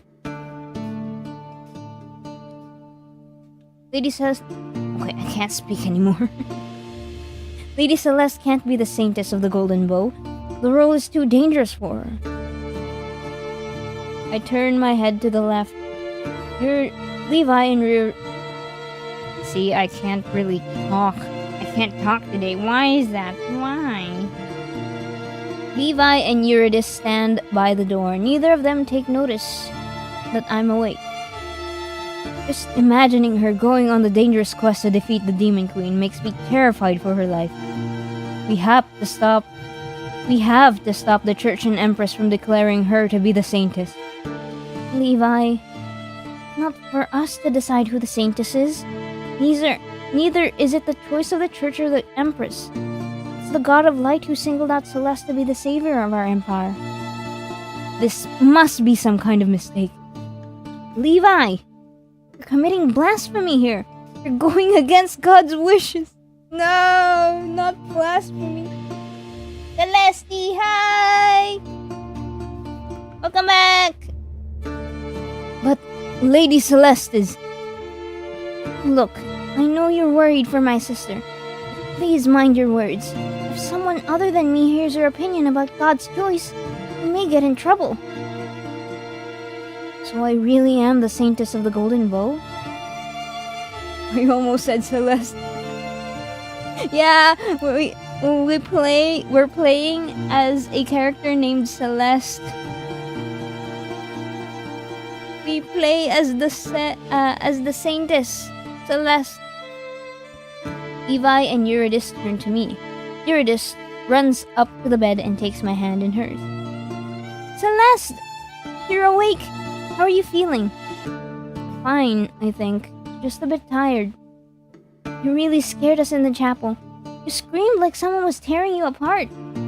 The light of the bow entering my body felt like it was burning me. That sounds horrible. I squeeze Eurydice's hand, trying to comfort her. I'm choosing to believe I am now the MC of this game. True and real! You can be the MC. You are the MC, Celeste. I can't be the Saintess. It was supposed to be... I cut myself off when I realized I almost just said that Levi was supposed to be chosen as the Saint. Why me? I don't want to be the Saintess. I'm sure you'll do fine. Excellent at archery. I'm not as confident about my fighting skills as Eurydice is. Celeste may have been good at wielding the bow, but I can't access her full abilities. Judging by my handwriting, I can only manage the bare minimum of what she could do. I'm not proficient in any of her skills. What's going to happen to me now? The Empress has summoned you for an audience 3 hours from now. What does the Empress want with me? She didn't say, but we think she intends to personally congratulate you on your new role. Alright, I suppose I should start getting ready then. First, High Priest Elijah requested to check on you as soon as you woke up. Check on me? With his light magic, he wants to see if your body and mind are alright after being touched by God's grace. Imagine being touched by God's grace. And screaming in pain after that happening. Like, damn. I would really prefer to be alone now, but there's no time for me to mull over what has happened. Okay, you can tell High Priest I will see him. You can tell the High Priest I will see him. I'll go bring him here. Levi turns around and walks out of the room in long strides. Eurydice gives me a comforting smile. Everything's going to be okay. I hope so too. Silence falls between us, but it's a cozy, warm kind of quiet. I get the feeling that no matter what happens, Eurydice will support me. I envy Celeste for having such a great sister and friend. Maybe I should ask her to clarify some matters for me. Eurydice, what exactly does it mean to have the role of the Saintess? You'll have to defeat the Demon Queen by shooting an arrow from the golden bow and striking her heart.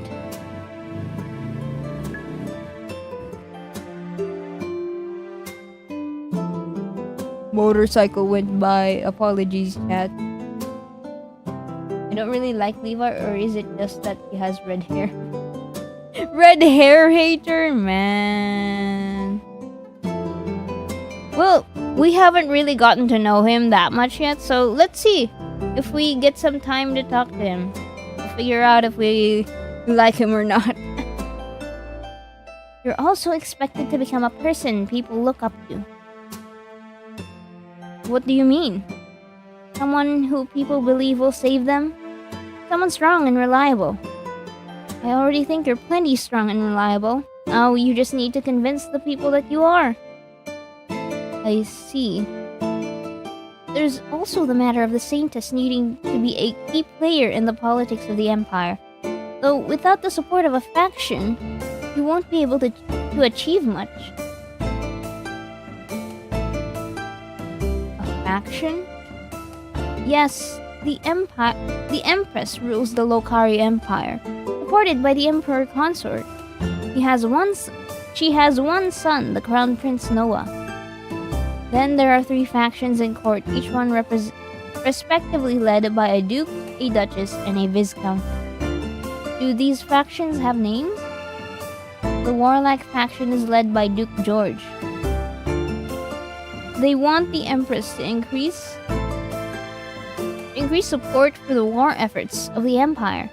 The artistic faction is a group of nobles who flock to Duchess Penelope.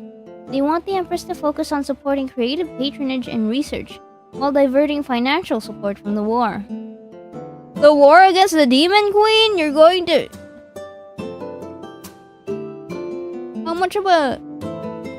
Look, I don't know much about safety and threat management on a political scale, but like, I'm thinking maybe if active forces of the Demon Queen are attacking our empire, it would be much more ideal to focus on defending the empire from those demons. Divert financial support from the war. Then there's the conservative faction led by Viscountess Letita. They pride themselves on not siding with any political opinion outright. They support the positions of the other factions as they see fit and try to maintain balance among the politics of the Lokari Empire. Finally, there's the head of the church, High Prince Elijah Soren. He offers the priesthood's opinion and input when it comes to political matters. That's a lot to remember. The political side of being the Saintess will come into play more once you complete the mission to defeat the Demon Queen. You don't need to worry about the politics for now. Am I part of the church now? You're not a priestess, if that's what you're asking. You're still a noble, so you can marry someone of noble standing if you'd like. You're not sworn like the clergy to only marry within the church. Ah, I remember the subplot regarding Elijah. He was unable to be with Levi because Elijah was only allowed to marry someone from the priesthood. Forbidden love, a popular trope. They really did the second lead dirty with this one. Whoa!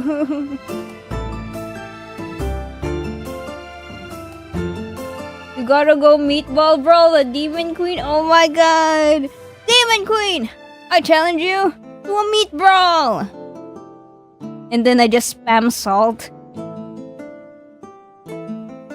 I just spam the salt shaker, pour in some broth, and then serve it to the judge.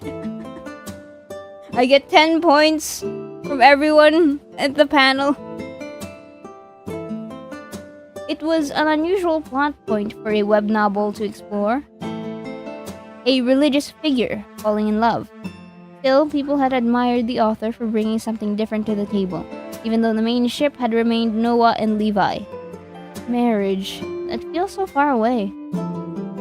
We're 18 now, so father will probably help us find suitable suitors soon. I'd like to marry for love if at all possible. Love. Love was one of the components needed to defeat the Demon Queen. Levi and Noah's love.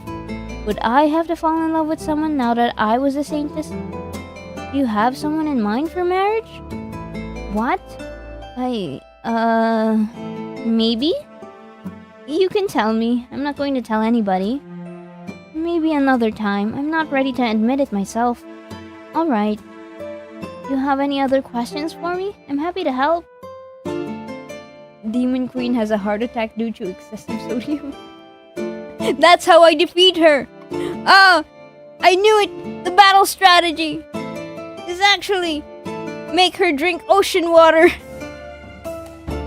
Let's see. How long has the Empire waited for the Saintess? It's been 20 years. What do we know about the demon? I mean, it's still good to ask that. As the High Priest said, the golden bow was created by the Blessed Blacksmith 20 years ago, before we were ever born. They say he worked tirelessly day and night for 2 weeks to create the artifact.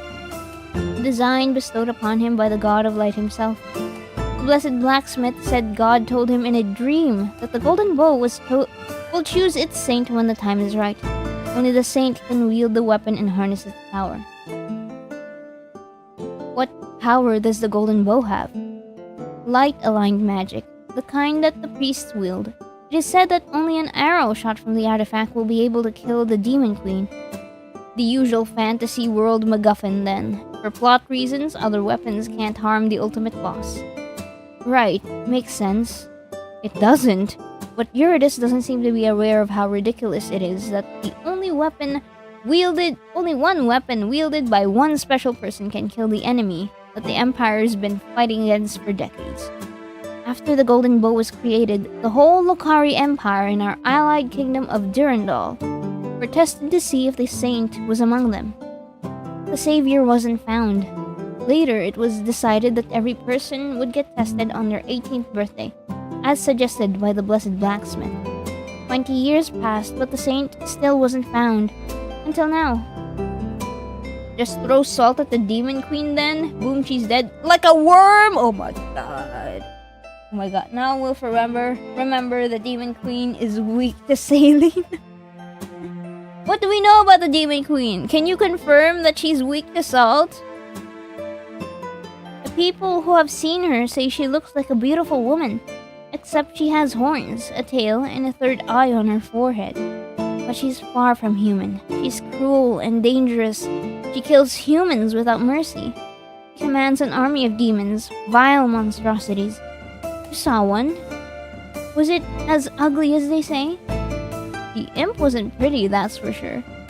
The war has been going on for 23 years now.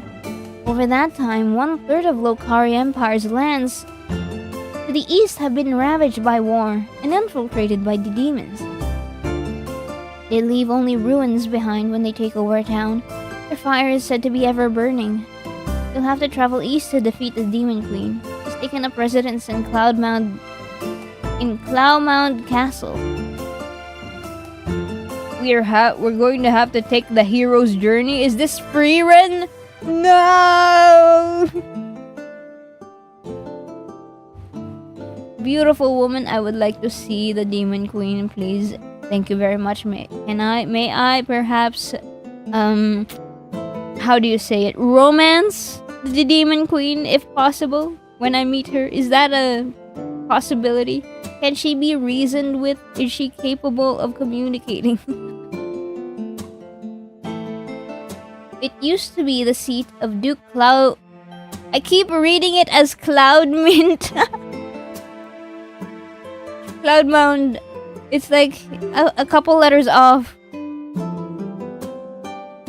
Cloudmound. The seat of Duke Cloudmound and his family, but they had to abandon their homeland to the demons 10 years ago. That news doesn't make me want to go to the border at all. It'll be like walking straight into the maws of an enemy. Me ex Demon Queen romance. Hey, there's a webcomic about that. If you wanna check it out. Mage and Demon Queen by Colorless. Yeah, I remember. Even the game wants Cloudmint? No, I'm just dyslexic. No, I'm just dyslexic. Don't worry, it's a me problem. Keep Cloudmint in your brain forever. True and real. I fear you won't have a choice in the matter. The Empress decreed long ago that once the saint or saintess was found, they would immediately embark on the quest to defeat the Demon Queen with a party of the most capable fighters. I just hope you won't have to leave too soon. I think I'll need some time to learn to wield the golden bow and to accept the whole situation. I'm sure the Empress will understand. Those are all the questions I have right now. Even your dyslexia wants cloud mint. No! For now, at least. Thank you for helping me sort through everything, sister. That's what I'm here for. One thing's certain. The people of the Lokari Empire have been waiting for the Saintess for ages. God damn. Why are motorcycles so noisy here, man? Wow, like... A lot of faith will be put into your abilities. And a lot will be expected from you. I don't envy you. If I could, I would share this burden with you. Oh, here it is. Thank you. I'm really moved by Eurydice's dedication to me. High Priestess Elijah and Count Dequeris have arrived. They can enter. Elijah comes into the room followed by Father. Levi closes the door behind them. Remaining in the living room with our apartment to guard the entrance. When my gaze meets Father's glare, I don't know if I should laugh or cry at the fact that his disposition towards Celeste hasn't changed, even now that she's become the Saintess. I decide not to say anything to Father while Elijah is around. I don't want him to witness a fight between us, and I doubt I can hold my tongue right now. Hey, even if your dyslexia wants cloudment, then just make it canon. Wouldn't you like that? Wouldn't you like that? Keep asking. May I sit beside you? Sure. Elijah approaches and sits beside me on the bed. I need to touch you to make sure you're healthy. Is that alright? Is that how light magic works? As someone who's reincarnated here from Earth, I have little knowledge about magic. I don't remember a scene like this one with the High Priest in the book. Come to think of it, Levi didn't faint after touching the golden bow. He must have a much stronger resistance to pain than I do. Celeste doesn't know much about magic either. She has no magical powers of her own, after all. Nobody in the Dequeris family does. I look at Elijah. He stares back at me with a patient smile. The High Priest is young for his position, but also really attractive. I never thought I would consider a guy with pink hair dashing. Hey, I'm a guy with pink hair! Dang!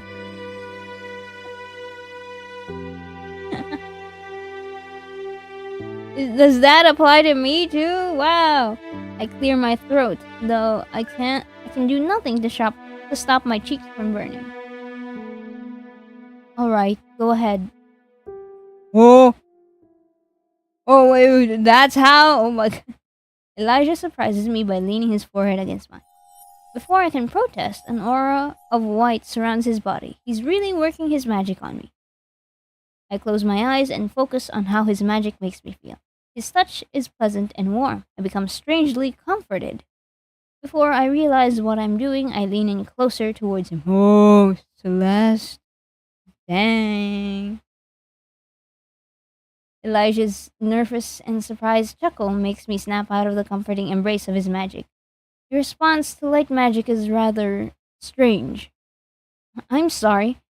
No, don't be sorry. The way you're drawn towards my magic is peculiar, but it's also worth studying. I never met anybody who's reacted this way. Oh. Perhaps you'd be open to meeting again before we leave on the quest, so that I can further study my magic's influence on you.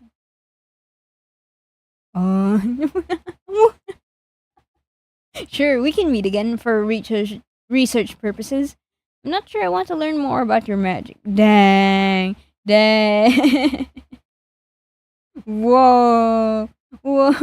Of course we would pick. Of course we'd pick the pink-haired guy. Sure, we can meet again. I'm likewise curious why I felt such warmth when the High Priest touched me. I'd also be interested in learning more about magic in general. my office will be open for you. Lady Celeste is healthy. I can confirm that the golden bow's magic has entered her body. She's the saint. I hope you won't embarrass me. I can't do a low old man voice. I'm sorry, guys. Thank you for the checkup. You're welcome. I'll go now. Let the Saintess prepare for the audience with the Empress. I'll be present there as well. Thank you for your time, High Priest. Till we meet again. When Elijah leaves, Father turns to Eurydice and Levi. I would like to speak to Celeste alone. That was a kind of weird experience. Yeah, I thought he'd just have like a hand to my shoulder or something. Or like a hand to Celeste's forehead. With like, oh, whoa. Eurydice and Levi give me worried looks, but can do nothing else but leave me alone with Father. So you've gone and done it. And what? Made yourself the center of attention again. First you fight with bears and wolves, then a demon. Now you scream like a mad woman in the middle of the Grand Chapel. Oh my god, bro!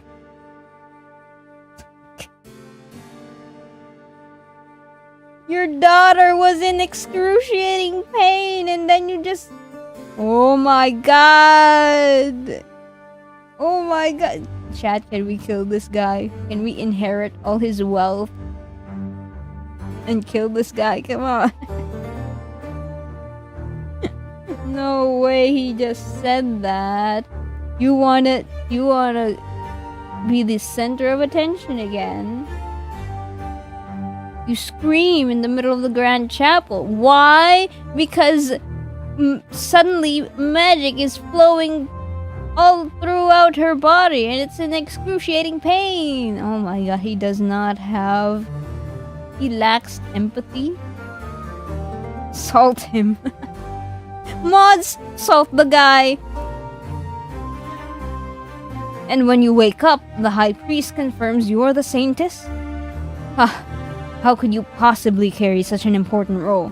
An immature person like you could never become the savior of humanity. You didn't want to become the Saintess. And now you're actually admitting that you didn't want to be chosen by God. So you're a Saintess who rejects being a Saintess. Where's your faith gone? What the hell are you? You doubt God's choice on Celeste being the Saintess. And now when you hear that Saintess didn't really want this, when you hear that Celeste didn't really want to be the Saintess, you berate her into being like, you don't believe in God, you don't listen to God. Whoa, huh? Salt him, actually. Like, damn. What is this? Father, you need to be salted. As much as you're a bad fit for the role, you should still carry it with dignity. You berate me? And then you do a 180 like that? Oh my god. Send him to the gallows. Dip him in a bath of salt. Throw salt in his eye. I'm not sure what Father wants from me other than another opportunity to belittle me. I have to wonder why he hates Celeste so much. I don't know, man. Celeste's feelings don't supply me with a direct answer, but as I continue to tap into them, a wave of resentment towards Father suddenly washes over me. And now you're mute? Mori, check what Celeste posted. Salt him like dirty shit. Wait, what did you post? Hold on, hold on. That sounds scary. Let me see. Or are you saying I should go check it? Hold on. Let me see.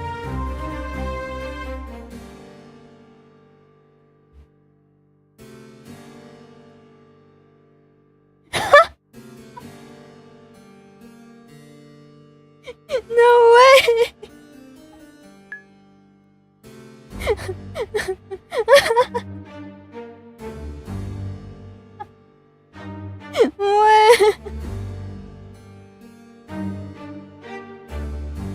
No way, no way. I'm putting it on screen. Hold on. What is this? Oh my god. Okay, hold on. Intermission chat.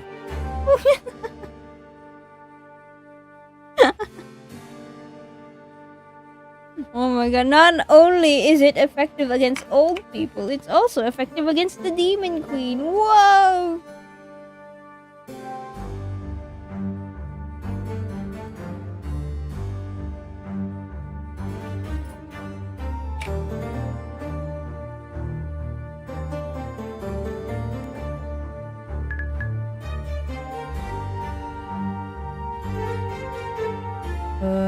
Okay. Back to the game. I had to take a drink. Salt him. Right, let's hide that. Go back to the game. Head back to the game. And now you're mute. Stand up to father. Let his words go. I'm gonna save. Hehe haha. And I'm going to stand up to father. I've had enough with you. The 21-year-old Celine within Celeste will have the vocabulary to stand up to this aging old man. No, I can't let him belittle me. Maybe Celeste gave up long ago in interacting with father, but I can't let him assume he has the right to abuse me. I may not be the best choice for the Saintess, but I'm going to do my best at fulfilling my role. Just watch me. Father laughs. A mean, unamused sound that chills my bones. Chat. Salt that guy. You're going to further embarrass this family as you struggle with being a key player in the Locario Empire politics. Do you think being the Saintess involves only shooting the bow? What about bringing hope to all of humanity? What about displaying excellent propriety to earn the favor of the political factions of the Locario Empire? The role of the Saintess is wasted on someone as useless as you. His words correspond to fears that have already bloomed in my soul. What if I really can't fulfill the role of the Saintess properly? What if father is right? Get ready for the audience with the Empress. And when we're in the throne room, do your best not to demean the Dequerus name. Damn. All I can do is nod and watch him leave. He continued to berate me. Was that the right choice? I'm actually curious. What would happen if we just let it go? Let it go. Much like Celeste did before, I too decide to ignore father's bullshit. I tell myself his abusive words don't hurt me. They're directed at Celeste anyway, not at me, Celine. Even though I don't know anymore who I really am. It's the same thing! Let it go. Let it go. Can't hold it back anymore. Father's words don't hurt me. He has no influence over me. Okay, well, at least this one, her mood doesn't get dampened by his words. So, she's a little bit stronger for that, I suppose. Because, when we chose to stand up to him, Celeste started doubting herself. So I don't want her to doubt herself. So this should be the better option. And when we're in the throne room, do your best not to demean the Dequerus name. A moment later, Linda appears in the doorway, ready to prepare me for the audience. Linda! I am in your care. 2 hours later, I follow a step behind father. We walk through the corridors of the palace to the throne room where the Empress and the Emperor consort are waiting for us. We walk in silence, the mood sour thanks to my earlier conversation with father. Maybe I should use this opportunity to ask Levi or Putting my pride aside, father, more about the Empress. I don't remember her very well from the novel. I know she's the mother of Noah, the main love interest, and that they have a strange relationship. But no matter how hard I try, I can't remember why. We shall ask Levi about the Empress. I do not trust father to happily give us that information. I gesture to Levi, even his pace with mine. When he does, I speak in a hushed tone. I don't want father to notice us enjoying the conversation. What kind of monarch is Empress Muriel? Levi looks at me endearingly for a moment, letting out a small sigh. Oh no, the yearning! Oh no, the yearning! He has a ribbon hair tie. How cute. How lovely. My heart skips a beat. Have I said something wrong? Her Majesty is called the Radiant Lady because he loves to adorn herself in gold. Her other name is the Son of the Empire. Her husband, the Emperor Consort from Durandal, our allied country in the south, is the Moon. However, the consort doesn't have much political power. But what is your personal opinion on the Empress? Am I really allowed to talk about the Empress so freely? Please do. It would be of great help to me to know your thoughts. Well, I fear the Empress, even though others look up to her as a great leader, as a great ruler. You fear her? Yes, she's the ruler of our country, and she can be quite strict with her judgment. She upholds the law, after all. I see. You may also end up seeing the Crown Prince, Noah, today. He's called the Mad Prince because he often publicly disagrees with the Empress and Emperor Consort. Okay, I'm gonna lower the what's it called? The music a little bit because I can't hear myself talk.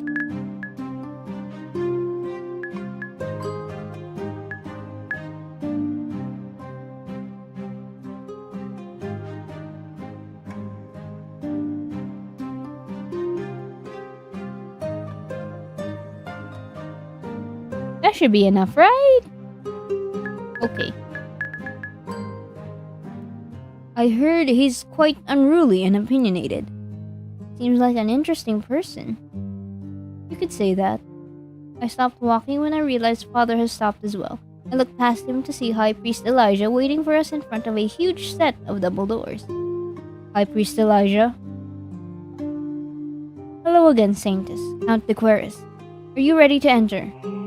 Father nods in response to Elijah's words before I can protest. I feel like I barely scratched the surface of what to expect from this audience. Let's enter. The guards in front of the throne room entrance open the door, and Father and Elijah enter the hall. I turn to Levi. As a commoner, he won't be allowed to say anything during the audience. But I still want him to be present at my side. Come in with me. You'll only be able to stay by the door, but I want you to be there for this conversation. All right. I enter the room as well now. Levi following behind me. BGM? Yeah. The BGM. And loud. Whenever I'm talking, I suppose. The Empress is sitting on her throne. The Emperor Consort is lounging in the smaller chair next to her. A man stands in front of the pair. His clothes are no less colorful than mine, but I feel like his outfit is of a simpler design than those of the men I have seen in this world so far. The embroidery on his vest is beautiful though, a tangle of vines and flowers. Is this how commoners of this world dress? When our group moves in closer, I notice tremors have overtaken his body. He clenches his hands at his sides.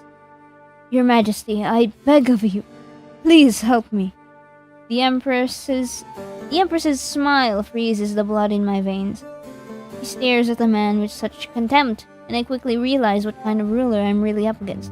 The cold and unyielding, strict Empress I am soon to meet. Does she have a sprite? My son, He is sick, and I have no money for medicine. Please, please, let me use the magic of the priest, free of charge. Elijah's mouth falls open, and he takes a step towards the man, but Father grips his shoulder. He shakes his head and says in a low voice, "You don't want to antagonize the Empress." Elijah nods and mouths back. "I will seek out the man later." "Why would I grant you preferential treatment? Begone! I have more important matters to discuss." The Empress' gaze land on us, and she beckons with her finger for us to approach. Ignoring the man's protest, 2 guards drag him out of the room. Oh! Empress Muriel! When we came closer to the monarch, I can clearly see why the Empress would be called the Sun of the Empire. She's radiant. Her golden dress and crown glister in the sunlight falling through the floor-to-ceiling windows of the throne room. Is that a woman? Yes, that is a woman. That is Empress Muriel. But no matter how beautifully dressed the Empress is, her smile makes me think I'm a mouse in front of a lion. At last, the prophesied Saintess stands before me in the flesh. I smile and make my best attempt at curtsy, following Celeste's memory. The wince on Father's face tells me I failed the move properly. Elijah and Father make smooth bows. "Thank you for the chance to have an audience with you, Your Majesty." "Graced to be in your presence once again, O radiant lady." "Of course, how could I not gaze upon the chosen heroine with my own eyes? The Empire has been waiting for her for over 20 years. I thought, though I'm surprised your daughter is the one who turned out to be the Saintess, Count Alaric." A nervous chuckle escapes Father's lips. "She indeed possesses an affinity for archery, Your Majesty." "So I've heard. Your daughter doesn't act much like a noble lady, does she? She does have a reputation for enjoying quite boyish activities." Father's face turns beet red. He's embarrassed because of me. "Oh, we gotta salt him." Chat, we need to salt him. Salt this guy. It seems the Empress finds me lacking as well, and having her, out of all people, displeased with me is not good. It's known that Count Dequeris has 2 daughters, the one who's a perfect image of a noble lady, and the one who's a tomboy. I suppose the girl that stands before us, although dressed in finery, is not much of a proper noble. Silence falls in the room. Everyone looks to me, expecting me to answer. Under the sudden attention, my mouth goes dry, and I can't find my words. Why did I think I would suddenly gain respect by becoming the Saintess, when Celeste's questionable reputation has been spreading for years? Father already told me I was lacking. In a sense, it's good that everyone expects Celeste to be quite lousy at etiquette. After all, I have no idea how to curtsy, or properly use fancy utensils, or dance like a graceful noble lady. I do my best to be a proper Saintess. I'm sorry I'm not fit for the role. I would say I'll do my best. I'll do my best to be a proper Saintess. I don't want to fail the Empire, be it at archery or proper behavior. So you want us to believe you're suddenly going to improve your etiquette skills and your knowledge for politics? That's what's expected of me now, isn't it? So I will focus on honing my skills with the golden bow. But I will also work hard to fulfill the political side of being the Saintess. Our conversation is interrupted when the door to the throne room bursts open. You'll be salted in the community tab for eternity? Oh my god. For posterity. Hold on, let me check. Let me see what happened.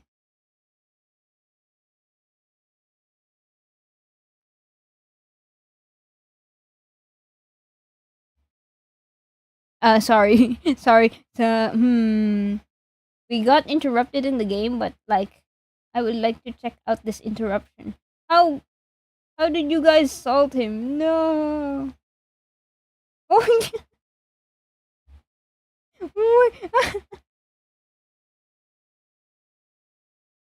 Okay. All right. To the VOD watchers, I'm not going to share this on screen because I want you guys to check out the community tab that you guys can post on. So if you're curious about what Celeste posted in the community tab, go and check it out for yourself. Hilarious. Yeah, salting him. We all salting him. Yeah. Okay, note this, people. Bad characters equals they get salted. Yes, they die from kidney failure. Okay. Whoa. It is Noah! A well-posed, tall, blonde man enters the room with in a dramatic fashion, his cloak waving behind him in a sudden draft of air. He is Noah, Levi's love interest in the book. A handsome guy, Noah's skin is darker than most Lokari Empire nobles, but only slightly. He's inherited most of his features from the Empress. When he spots me, a smirk appears on his face. His red eyes shine with mystery. Knock, knock. Did I miss anything? Holy moly! Holy moly! Fashionably late as always, my son. Was I good at my attempt at voice acting the Empress? Fashionably late as always, my son. No, I'm too much of a squeaker. What a voice, true. If I missed nothing, there was nothing to miss. This is the Saintess, right? Count Decoris's tomboy daughter. Damn. Celeste, your reputation is so terrible. My god. Yes, that's me. You're good at archery, are you not? Better than you are at etiquette, at the very least. Yes, I'm quite good with the bow. Quite. Then you'll be perfect for the role of the Saintess. How can you say that? If a lacking individual takes up such a high role in the hierarchy of the Empire... All the Saintess needs to do is shoot the golden bow and hit the Demon Queen straight in the heart. Then the war will finally be over. True. That's really her sole purpose.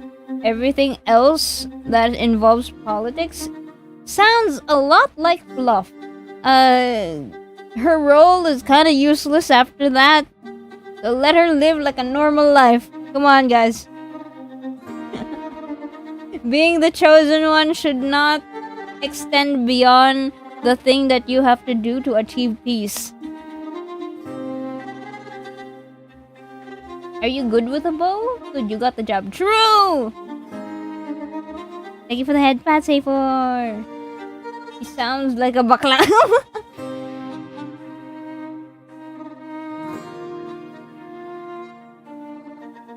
I can't believe this. No way! No way, you just called him a bakla! No way!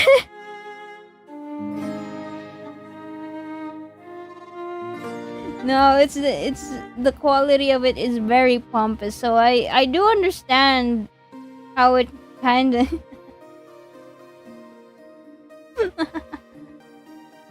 I do understand how it can kind of come off as kind of gay, but like well, in the original BL web novel, he is kind of gay. He is kind of in the web novel, kind of gay. So you're not really far off, I suppose. That is kind of accurate to his character. He's certainly flamboyant. Yeah, that's the voice quality that I was talking about. The voice characteristic. The flamboyance really adds itself to the gayness.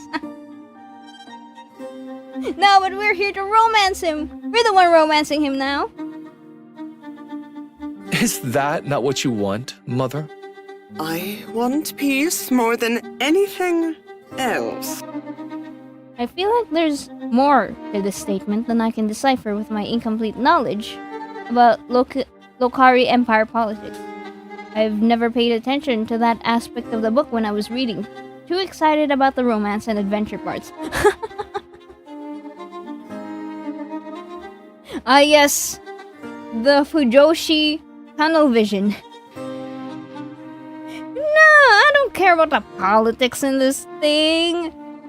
I'm reading a romance book because I want to see romance. Come on, guys. And Celeste didn't really pay attention during her lessons either. Together, we know next to nothing about the Lokari Empire's political situation. Ooh, I love his sprite. His character sprite. Very dashing. Please don't worry about anything, Your Grace. I'll defeat the Demon Queen and bring peace to the Empire. Empress Muriel gave me a long look. After a moment, the confident smirk that Noah inherited from her is back on her face. Excellent! Then there's nothing stopping us from proceeding with the mission to defeat the Demon Queen, is there? Noah, you will be the one leading the Saintess's quest. Noah's eyes widen. He opens his mouth, then closes it. You will lead the Saintess's quest, and you will take the 20 best men from the palace guard, the mage's tower, and the church to accompany you. And you will leave in a month. In a month? So soon? Shock makes my heart beat erratic. With my current archery skills, I'm nowhere near ready to defeat a powerful enemy so soon. Is there a problem? You said you're great at using the bow, and that's all you need to be a successful Saintess, right? I can't deny her words, and neither can Noah. After all, we're the ones who just made those claims to her. True. I simply thought we'd have more time to prepare. There's no more time, not with the Demon Queen's army closing in more and more. Not with the Demon Queen's army closing in more and more on the capital in recent years. I think you and the Saintess are ready enough. But do you question the Empress's judgment? The Emperor and Noah glare at each other. Oh my god, everyone has daddy issues in this game. Oh my god! Noah doesn't respond. He just turns around and walks toward the door. Noah! You will prepare for the quest and depart in a month. As you wish, Your Majesty. You will accompany the Saintess and my son in their quest as well, High Priest Elijah. The Saintess's quest will be an important moment in the history of the Lokari Empire. I wouldn't want to miss witnessing the Saintess defeat the Demon Queen. I will organize a ball to celebrate the finding of the Saintess tomorrow evening. Be sure to attend, all of you. Yes, Your Majesty. We all reply we'll be there, and after some final departing words, we're dismissed. After the audience, I ask everyone to give me some time alone. I'm too overwhelmed by the recent events. I need some time to think. Is it safe to call the Queen a hag? You dare call Her Majesty a hag? I mean, yeah. Yes, oh my god. I take a sheet of paper and a quill, and I begin to scribble down my thoughts. She's journaling, guys! Oh my god, she's journaling! Yes, Empress Hag. I survived my death event, the demon attack in the woods near the Dequer's mansion. And that's why Levi is likely to continue to love Celeste and not become interested in anybody else. I'm not really the Celeste Levi loves, though. I have her memories and a portion of her skills, but I'm basically Celine in Celeste's body. I'm not just Celeste recollecting a past life. Instead, I, Celine, have taken over Celeste's body in a pivotal moment of her life. She is a transgressor instead of a recolor. Does that mean Celeste is really dead? I don't sense her presence living in my body, which is a relief, truth be told. I prefer being alone with my thoughts. Imagine she has... she suddenly gets Celeste's voice running in her brain like, damn, she possessed you. Still, the idea of her passing is sad. even if I'm conflicted about her treatment of Levi. What were the two components needed to defeat the Demon Queen again? The first one is firing an arrow imbued with the golden bow's light at the Demon Queen's heart and actually hitting the target. So I'll need to practice both archery and accessing the bow's magic. I suppose training with the bow will just take time, though I have little to spare. As for wielding its magic, that's something Elijah will know more about, given that he's a light magic user. I scribble down all I need to talk to Elijah about the golden bow and its magic. There's also a second component to defeating the Demon Queen, one that follows a story trope more than practical logic.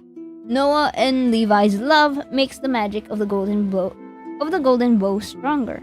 I'm scared. The situation isn't just a story in a book anymore, it's my reality.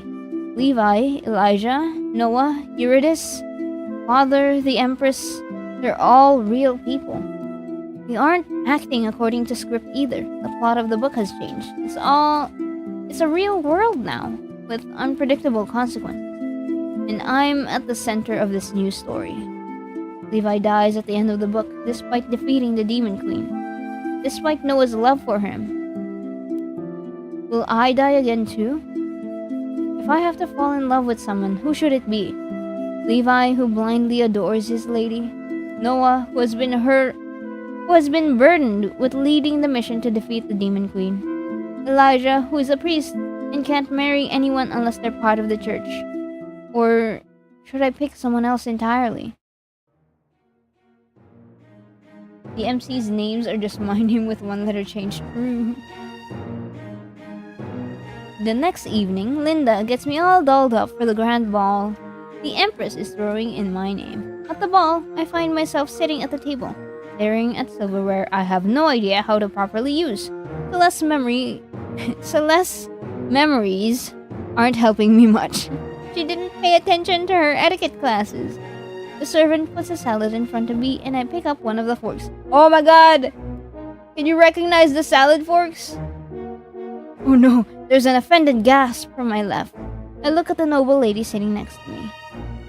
She's almost purple in the face, staring down at the fork I'm holding. Wrong piece of cutlery then. I put it down and take another in my hand. I steal a sideways glance at the noble lady. She doesn't seem to be offended anymore. This must be the right fork then. The salad fork! When everyone starts eating, I dig into the salad too. But it tastes like paper to me. I'm nervous. My hands are clammy. So you've become the Saintess, Lady d'Aquarius. George! To my right. The man to my right. I was about to say dork. The man to my right, Duke George, if Celeste's memory serves me right, strikes up a conversation with me.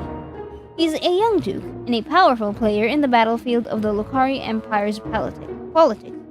I'll have to do my best not to say or do anything strange. Yes, despite my surprise, the Golden Bow has chosen me. Now that you carry such an important role, do you plan to improve your knowledge of etiquette?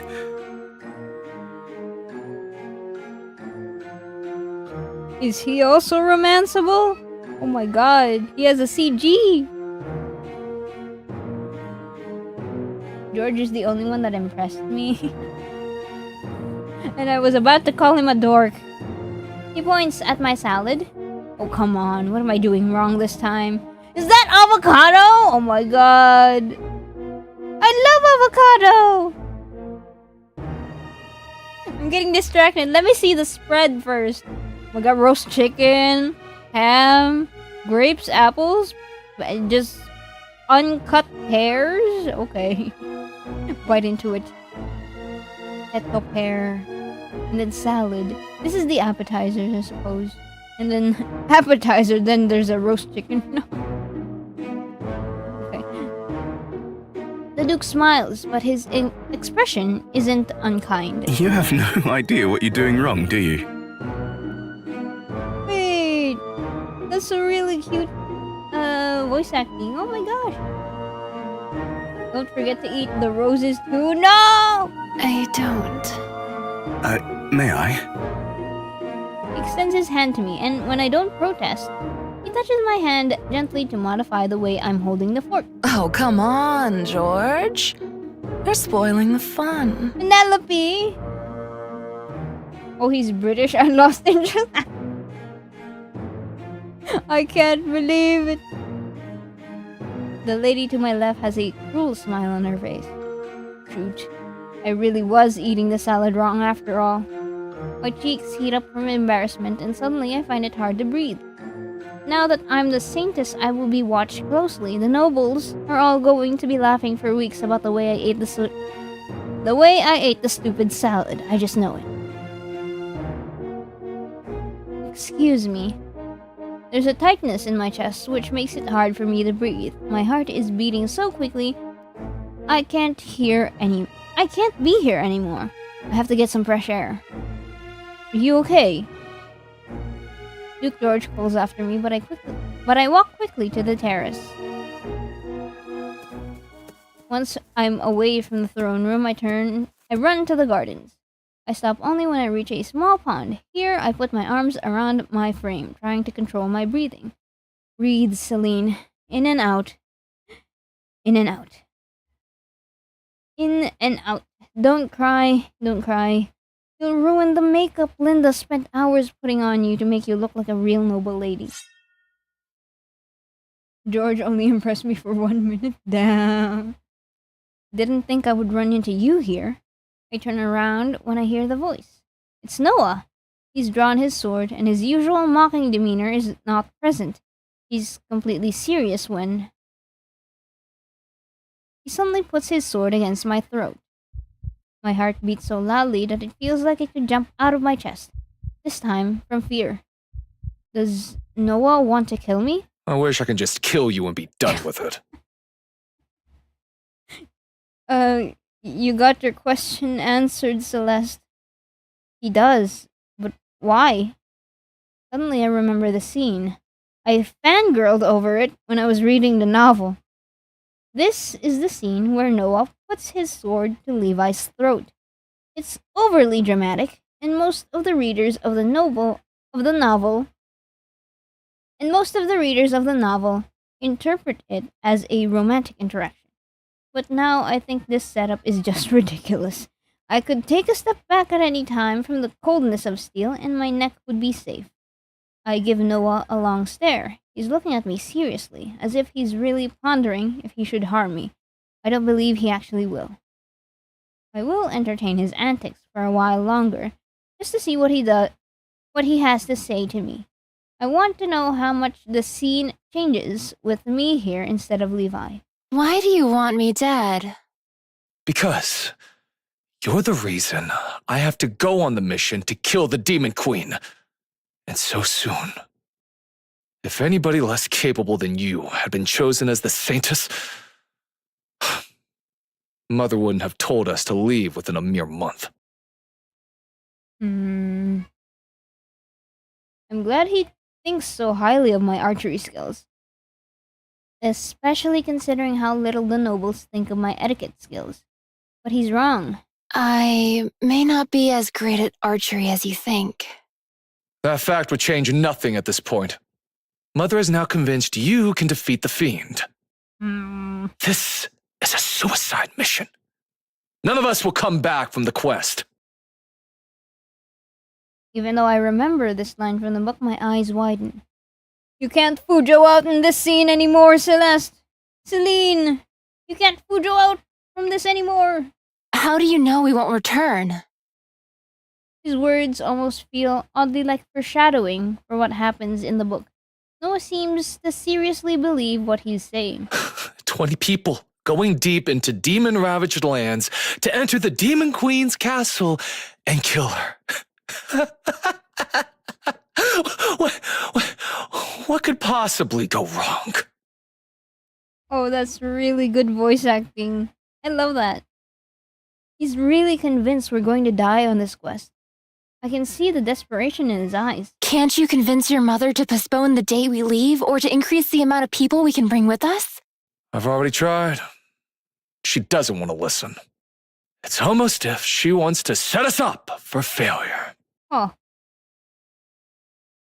Is Empress Muriel in cahoots with the Demon Queen? Is Empress Muriel in cahoots with the Demon Queen? Oh my god. Is he saying F you for being a badass? We have to go in a month. That's not enough time to train for archery. Can't Celeste train to be better? She can. I feel like there's a lot about the relationship between the Empress and Noah that I don't understand. It's painful to watch him suffer under the heavy weight of so much doubt.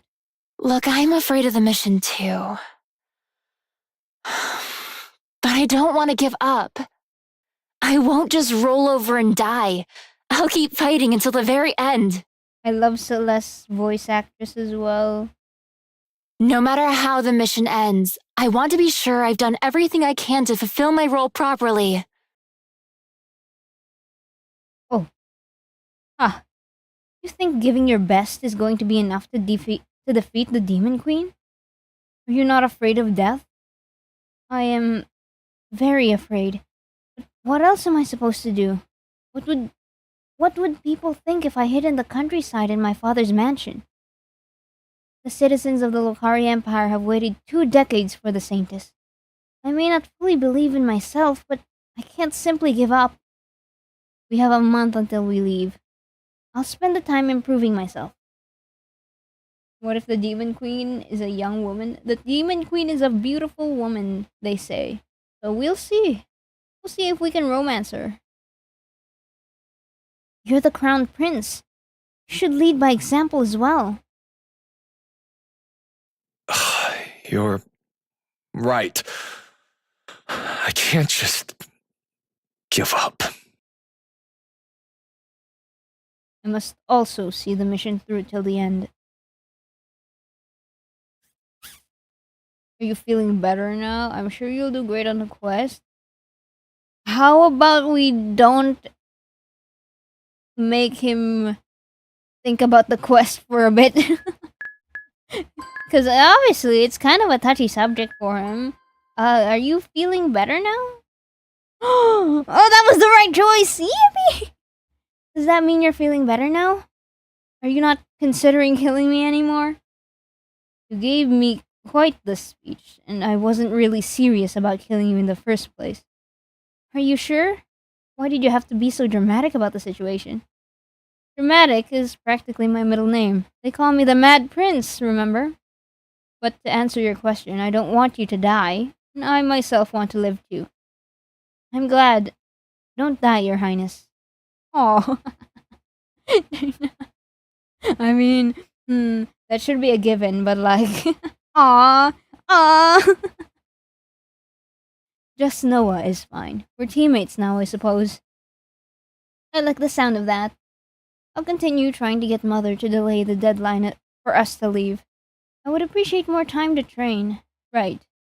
Time to go back to the ball then. Without sparing me another glance, Noah walks past me towards the terrace. I look out at the water of the lake and take a few deep breaths. I really hadn't expected Levi's scene with Noah to play out for me. I also didn't end up responding the way Levi would have done. Our encounter didn't turn romantic at all. What would Levi have said? I wonder. The Fujoshi brain in my head is thinking, wondering, what would have happened? Yet my heart is beating quickly regardless because I'm still scared about so many things. The stress is catching up to me. 15 minutes before 5 p.m. Oh my god. Let's see if I can find a good place to stop the game. I fall to my knees on the soft grass. I can't hold back my tears any longer. I'm tired, I'm terrified. I want it all to stop. Tears overflow. Looking into the lake, I allow myself a moment of weakness. Why is this happening to me? I don't want to be Celeste. I never wished to be the Saintess. After a while, I realize, no matter how much I cry, this new reality won't magically change for me. The sooner I accept my fate and put my energy into the few things I can still influence, the better. With renewed purpose, I get up and walk back towards my room. Screw the ball. I'm not going back there, only to be ridiculed further. I don't want the whole imperial court to continue watching how terrible I am at being a noble lady. I'm walking down the corridor towards the apartment when I hear someone running behind me. Oh. Celeste! Levi calls me by my first name, like he always does when it's just him and Celeste. It's something the two of them agreed to do when they were younger, before Celeste grew to avoid him. Oh, they're childhood friends? Oh my gosh! I like this game. It's because everyone's just calling out for Celeste. I see, I understand, Celeste. Oh, dawg is here. No way. No way. Levi stops before me and looks me up and down, checking for injury. Where have you been? I didn't notice when you left the throne room. You're not supposed to go anywhere without me. Father's orders, I know. I just forgot. I realize I haven't been thinking about how Levi would feel if I suddenly disappeared yet again. I'm not concerned about failing to follow his orders. I'm genuinely just worried about him. He blushes and looks away. After a moment, he looks back at me with a weird expression, then looks me up and down again. You're alright, are you not? He focuses on my face and frowns. You've been crying? He must notice my smudged makeup. Do we be honest with him? I want to be honest with him. He's our childhood friend, apparently. A childhood friendship that has been soured by romance. Never wanted to stop my father before today, but not. Do we be honest with Levi?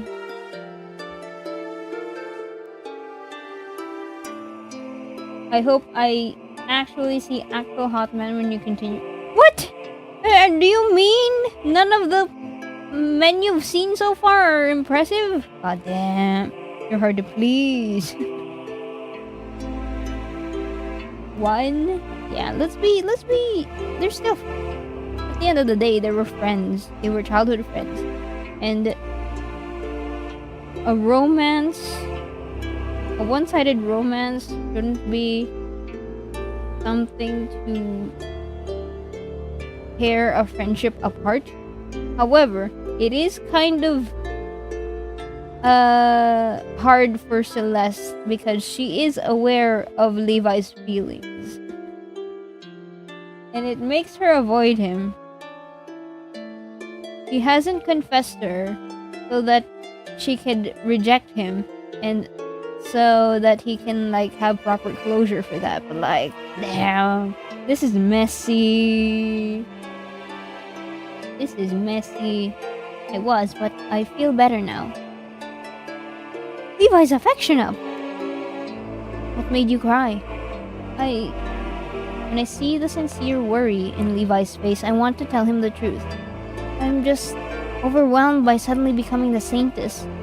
By having to carry the burden of saving the whole empire. I look down, tears welling up in my eyes again. I'm all for the mess. Celeste. I look back up to see Levi staring at me with love and adoration. Oh my god, this is so messy. It hurts being on the receiving end of such feelings, knowing that they aren't really for me. No matter what happens, know that I'll always stay by your side. I'm sorry to drag you into this quest with me. He would have been caught up in this mess anyway if he were the saint, but now he's coming along anyway as Celeste's knight. Don't say that. I swore to always protect you, didn't I? Back when I became your knight, remember? I recall Celeste's memory of the time. They were both 14 back then, and Levi took a knee in front of her and swore he would protect her until death did they... Whoa! Swore he would protect her until death did them part. Whoa! Yet I'm not the one whom he swore to always stay beside. That person was Celeste, so he should be free of the oath since Celeste is kind of dead. I can't tell him the truth though. On the spur of a moment, I gesture towards Levi. Lean down, please. You're too tall. Too tall for what? Levi gives me a puzzled look, but complies with my request. I press up on my toes and kiss him on the cheek, not as Celeste, but as Celine. Because I genuinely feel grateful to him, and don't know how else to express myself right now. Celeste? Whoa! Proposed at 14 and grew up to be... Whoa, that's wild! Celeste! PG! Levi blushes a deep red and gets flustered. Only when I lean back and smile at him do I realize I shouldn't be doing something so intimate to a man who loves the woman who once inhabited this body. I might be sending him the wrong message, especially after our earlier conversation. I'm sorry. Don't be sorry. I just wanted to express my gratitude. Only voice acting. I let out a sigh. You always do your very best to protect me. Thank you, Levi. You're welcome, but it's my job to take care of you. I know you're not doing it just because it's your job. Oh my god! Oh, that line delivery! That one, holy moly! I turn around and start walking towards my room before Levi can reply. Let's go, Levi. We need to rest. Training starts tomorrow. Oh, okay. It's a new day. I think this should be a good point to end the stream. It's almost 5 p.m. My day. Okay, let's rewind to this you're not part. Doing it just because it's your job. All right, we can stop here. Few minutes before stream ends. Yeah, I had a lot of fun playing the game, and I'm so intrigued about the story. I'm a big sucker for isekai Korean fantasy romance comics like this. So I'm eager to see how the story unfolds. Thank you so much to Transparent Games for reaching out and allowing me to check out their game on stream. If you want to check it out as well, you can get a link to the Steam page by typing out !game in the chat to get a link to the Steam page. And what? Let's see.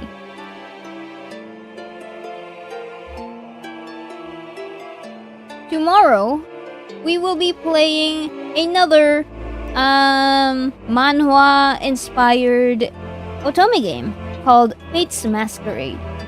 That one doesn't involve isekai. It's straight up fantasy romance inspired by manhwa. So that'll be a fun little read as well for tomorrow. Bot broke? What do you mean? Error, no category found. Oh!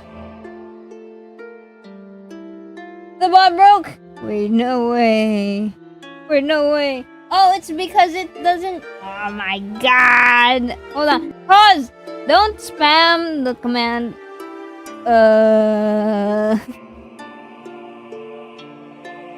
Hold on, let me see.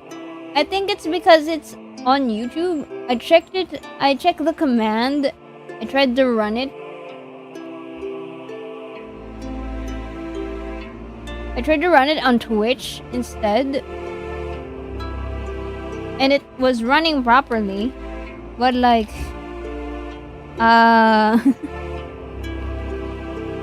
Okay, hold on, let me see. Saintess. I'll make a new command instead so it'll work. Use !Saintess instead to get a link to the Steam page. The legendary scoff. No way. This is one of the pre-made commands. I thought it would work on YouTube. Forgot to check on YouTube. No. Okay. It is this game, Saintess of the Golden Bow. It has a planned release date on the second quarter of 2027. So the full game will be coming out 2027. Estimated planned release. But let's also have a look. Oh, okay. I'm looking through the Steam page again.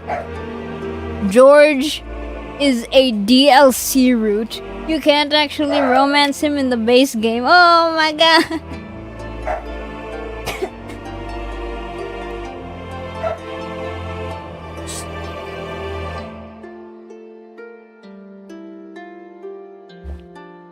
Yeah, it's a DLC route.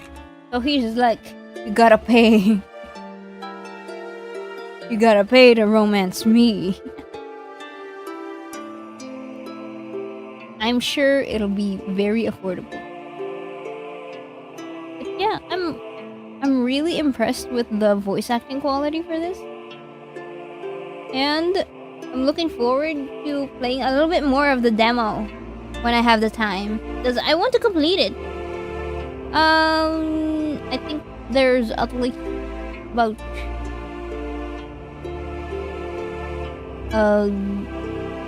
a bit more of the story. I'm not sure how far along the demo goes, but I've gotten hooked. I want to play more of this game. I've gotten hooked. You gotta pay extra for him. I might pay for him only for funsies. Oh my gosh. Oh my gosh. Pay for my love. Wow, that's wild. Okay. Now, what else am I supposed to be saying at the end of the stream? I told you guys to go check out the game for yourself on Steam. You can play the demo for yourself. It's free to play. The demo available. And then tomorrow, Fate's Masquerade, same time, afternoon. And then on Thursday is the Purgatory game. Yeah, that's what I have so far. Thank you again, everyone, for hanging out and watching. I had a lot of fun. Can't wait for more. Yippee! We will be playing Otome games the entire week, so if you missed out on a day, don't worry. I'm going to be streaming again tomorrow. I will also have another.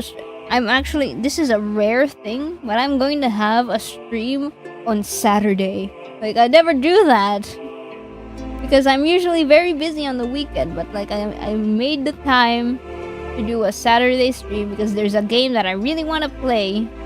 And I had to make sure I got to play it. Otsu guys! Otsu bye bye!